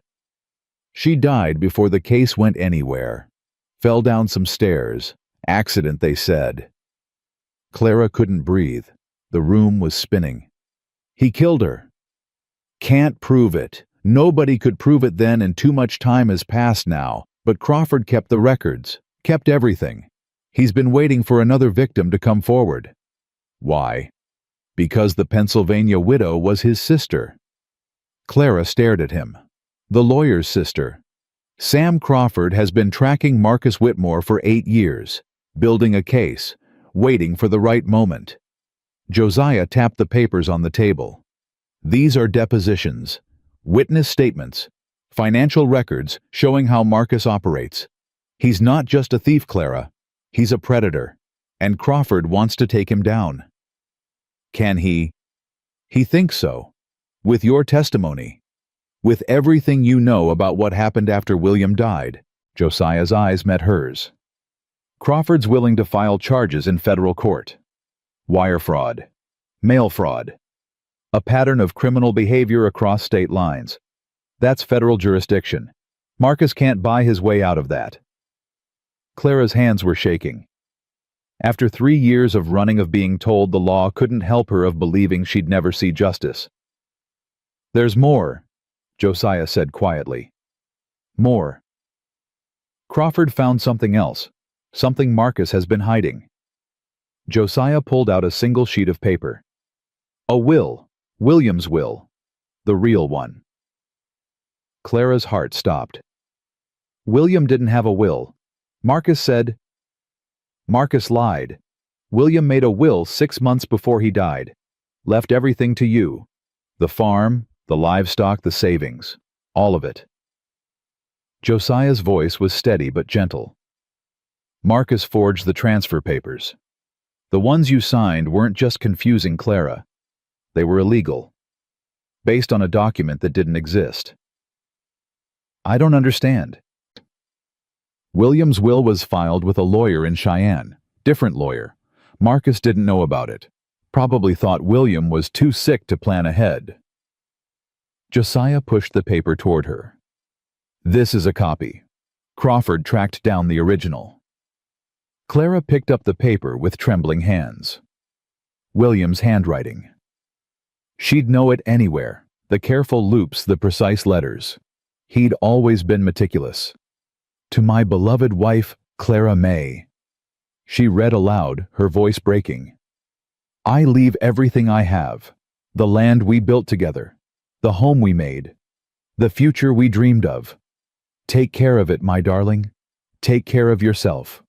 And know that I loved you until the very last breath. The tears came then unstoppable. 3 years of grief and loss and wandering, and William had tried to protect her, had done everything right, and Marcus had stolen it anyway. Pa! Ruth's small voice cut through Clara's sobs. Is Clara gonna be okay? Josiah looked at his daughter, then at Clara, then back again. Yeah, Ruthie. She's gonna be okay, we all are. What happens now? Bethany demanded. Do we go after the bad man? Crawford's filing papers tomorrow. Once that happens, Marcus won't be able to run, won't be able to hide. Josiah's expression hardened. But there's something we need to do first. What?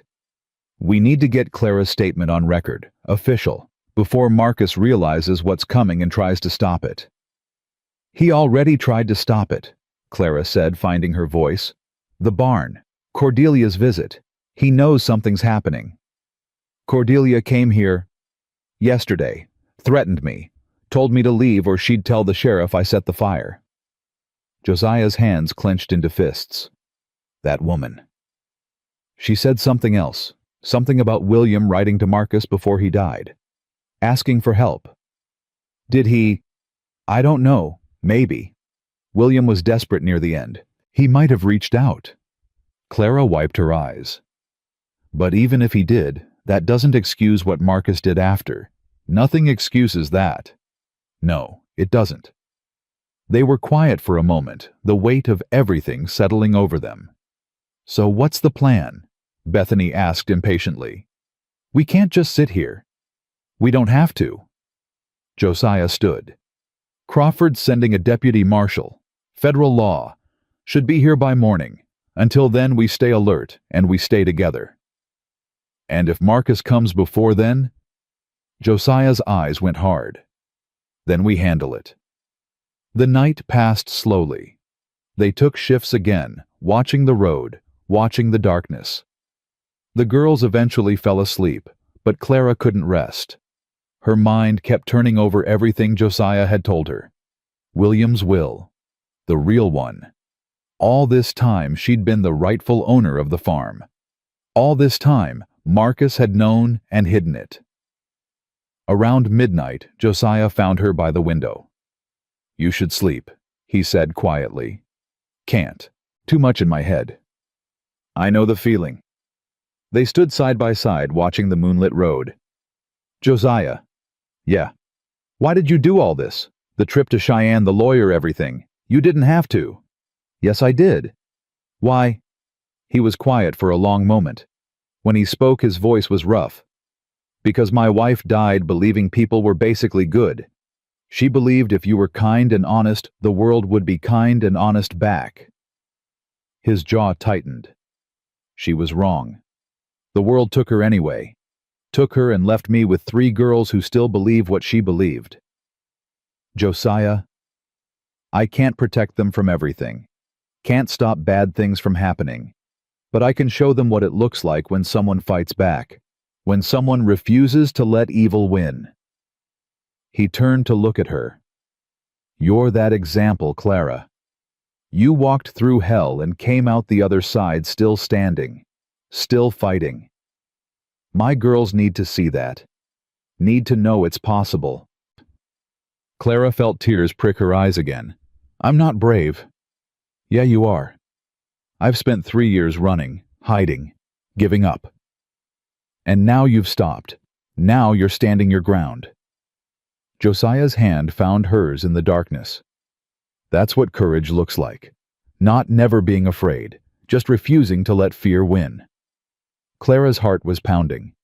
His hand was warm, rough with calluses, steady. "I don't know what happens after this," she said quietly. "After Marcus. After the trial. I don't know where I belong. You belong here. You can't know that. I know what I've seen. I know what my girls feel. I know what I—" He stopped, swallowed hard. "What you what?" Josiah was quiet for so long, Clara thought he wouldn't answer.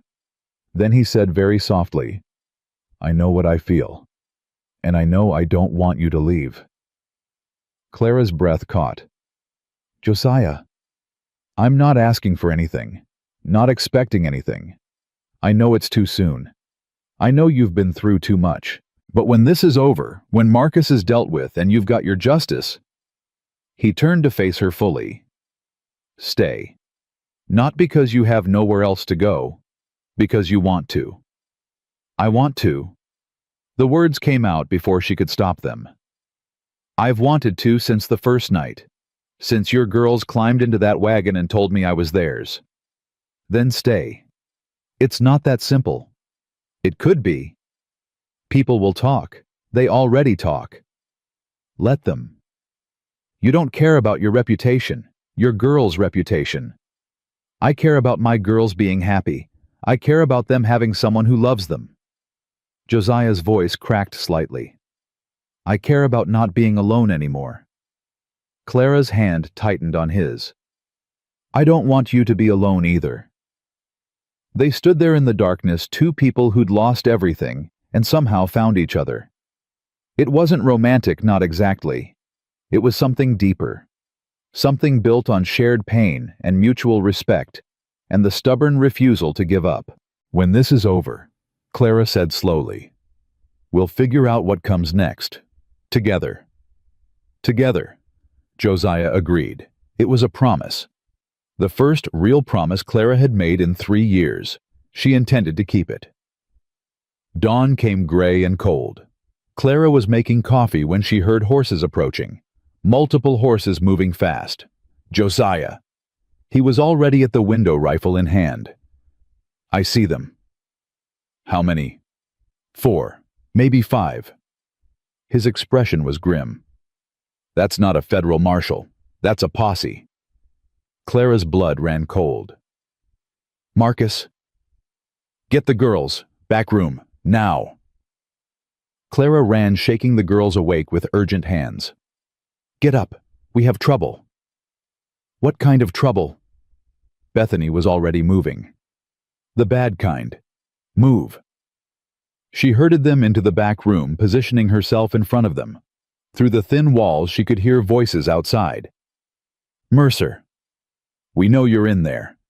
Not Marcus's voice. Someone else. Someone official. Josiah's voice came next, calm and steady. Sheriff Collins. Didn't expect to see you this far from Silverbrook. Got a warrant, Mercer, for the arrest of Clara Whitmore on charges of arson, theft, and assault. Clara's stomach dropped. That warrant's based on lies, and you know it. Don't matter what I know. Matters what the law says, and the law says I bring her in. She didn't burn that barn. Someone else did. Someone trying to frame her. That's for a judge to decide. Step aside, Mercer. Can't do that. A pause. Then another voice, colder, smoother. Marcus. This doesn't have to be difficult, Sheriff. Mr. Mercer is simply confused about the situation. He's been manipulated by a disturbed woman who's been telling lies about me for years. I know exactly what you are, Whitmore. Josiah's voice was deadly quiet. And I know what you did to your brother's widows, both of them. Silence. Then Marcus laughed, but there was an edge to it. I don't know what you're talking about. Pennsylvania, 8 years ago. Your brother Samuel, his wife Eleanor. Josiah's voice carried clearly. She ended up in a poorhouse. Then she ended up dead. Accident, they said, just like everything with you is an accident. This is absurd. Sheriff, I demand you arrest this man for slander. I ain't arresting anybody for talking. The sheriff's voice was uncertain now. But I got a warrant for the woman. That's my job. Your job is to enforce the law, the real law. Clara stepped out of the back room, ignoring Josiah's sharp intake of breath. Not whatever Marcus Whitmore paid you to enforce. She walked through the cabin past Josiah and opened the front door. 5 men on horses. The sheriff, 3 deputies, and Marcus Whitmore himself, dressed like he was going to church. There she is. Marcus's smile was triumphant. The woman who's been causing all this trouble. The woman you stole from, Clara said clearly. The woman whose husband's will you forged. The woman you tried to kill 3 nights ago when you burned that barn. Lies. All lies. Are they? Then why is a federal marshal on his way here right now with papers to arrest you? Why does a lawyer in Cheyenne have 8 years of evidence proving you're a murderer and a thief? Marcus's face went white. You're bluffing. Sam Crawford sends his regards. He's been waiting a long time for this. For a moment, nobody moved. Then Marcus wheeled his horse around, spurring it hard. Stop him! Clara shouted.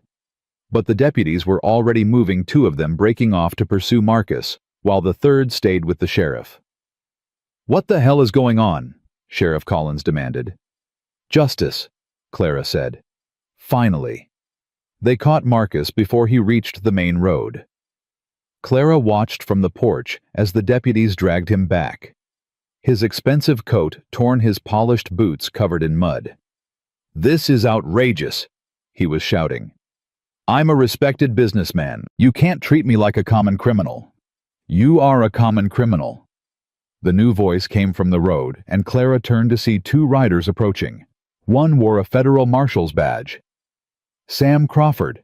Clara asked as they dismounted. The older man nodded his eyes, never leaving Marcus. Mrs. Whitmore, it's an honor to finally meet you. My sister would be grateful. Your sister? Eleanor Crawford. She married Samuel Whitmore 15 years ago. His voice was steady, but Clara could see the pain beneath. She trusted Marcus, just like you did, just like William did. Marcus had gone very still. This is a conspiracy. A plot against me. No, Mr. Whitmore. This is the law catching up with you.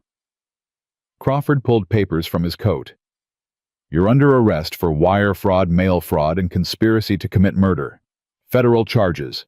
You'll be tried in Denver. You can't prove anything.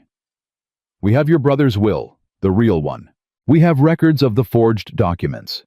We have witness statements from Pennsylvania, from Wyoming, from everywhere you've ever preyed on vulnerable people. Crawford's voice was ice. We have everything, Marcus. Everything except justice. And now we're going to get that too. The federal marshal stepped forward with handcuffs. Wait. Clara's voice stopped everyone. She walked toward Marcus, stopping just out of arm's reach. Clara, Josiah warned. She ignored him. I want you to know something, Marcus. I don't care what you want. You took everything from me, my home, my security, my faith in people. Clara's voice was steady. You left me to die on the streets, and when that didn't work, you tried to burn me alive. I didn't. But you failed. You failed because 3 little girls saw me crawling in the snow and decided I was worth saving. You failed because a man I'd never met chose to believe me instead of you. You failed because there are still good people in this world, Marcus. People who don't abandon each other when things get hard. She stepped closer, close enough to see the fear in his eyes. You're going to prison. You're going to lose everything you stole. And for the rest of your miserable life, you're going to remember that you were beaten by a homeless widow and 3 children. Clara smiled, and it was sharp. That's justice. That's what you deserve. The marshal cuffed Marcus and led him away. Clara watched until he was out of sight, until the sound of hooves faded into nothing. Then her legs gave out. Josiah caught her before she hit the ground, holding her up, holding her together. It's over, he said quietly. It's really over. Clara buried her face in his shoulder and let herself believe it. The trial took 3 months. Clara testified twice, once in Denver and once in Cheyenne. She told her story to judges and juries, and reporters told it until she was hoarse, until the truth was finally, officially, undeniably on record. Marcus Whitmore was convicted on all charges. 20 years in federal prison. No parole. Cordelia Prescott, faced with evidence of her complicity, fled to California. She was never seen in Wyoming territory again. The farm. Clara's farm was returned to her. William's will was honored finally after all those years. But Clara didn't go back. That place held too many ghosts, too many memories of what she'd lost. Instead, she sold it. Used the money to rebuild Josiah's barn, to buy new chickens, to make improvements to the cabin where 3 little girls had given her back her life. The wedding was small, just family really. Tom Patterson stood as witness. The girls served as bridesmaids, all 3 of them in matching dresses that Clara had made herself. Pastor Williams, who'd replaced the previous pastor after the scandal, performed the ceremony. He kept it simple, kept it honest, kept it real. Do you, Josiah Samuel Mercer, take this woman to be your lawfully wedded wife? I do. Do you, Clara May Whitmore, take this man to be your lawfully wedded husband? Clara looked at Josiah, at the man who'd given her shelter, and believed her when no one else would. At the man who'd fought for her, stood by her, offered her a place in his family, without expecting anything in return. I do. Then by the power vested in me, I now pronounce you husband and wife. Josiah kissed her, gentle and sure, and the girls erupted in cheers. Later, after cake and celebration, after the girls had finally worn themselves out and fallen asleep in a pile on their bed, Clara and Josiah sat on the porch together. Spring had come early. The snow was melting, the creek was rising, and somewhere in the distance, birds were singing. Happy? Josiah asked. More than I knew was possible. Any regrets? Clara thought about that. About William, who she would always love and always miss. About the years she'd lost, the suffering she'd endured. About the woman she'd been before Marcus destroyed her life. No regrets, she said. Everything that happened brought me here. To you. To the girls. I wouldn't change that. Even the bad parts. Especially the bad parts. They taught me who I really was. Clara leaned against his shoulder. They taught me I could survive anything. Taught me I was stronger than I knew. You are. Strongest woman I've ever met. Except for your daughters. Josiah laughed, a sound Clara had grown to love. Yeah. Except for them. They sat in comfortable silence, watching the stars come out. Josiah. Yeah. Thank you. For everything. For believing me. For fighting for me. For giving me a home when I had nothing. You gave us something too, you know. What? You gave my girls their courage back. Gave them someone to love, who loved them in return. Gave them proof that good things happen to people who don't give up. Josiah's arm tightened around her. You gave me a reason to stop hiding from the world. A reason to believe again. Clara's eyes filled with tears. The good kind. The kind that came from having too much love instead of too much pain. We saved each other, she said quietly. Yeah, we did. Inside the cabin, one of the girls stirred. Mama. Ruth's sleepy voice drifted through the window. Are you and Pa still out there? Clara smiled. Mama. She'd never thought she'd hear that word directed at her. Never thought she'd have the chance. We're here, sweetheart. Go back to sleep. Okay. Love you. Love you too, Ruthie. Clara leaned her head against Josiah's shoulder and closed her eyes. 4 months ago, she'd been dying in the snow, crawling for bread crusts, certain that her life was over. Now she had a husband who loved her. 3 daughters who called her Mama. A home that no one could take away. She'd been thrown away by the world, but 3 little girls had picked her up, dusted her off, and carried her home. That was the miracle Ruth had talked about. The one that found you when you stopped looking. Clara May Mercer had stopped running. She was finally completely irrevocably home.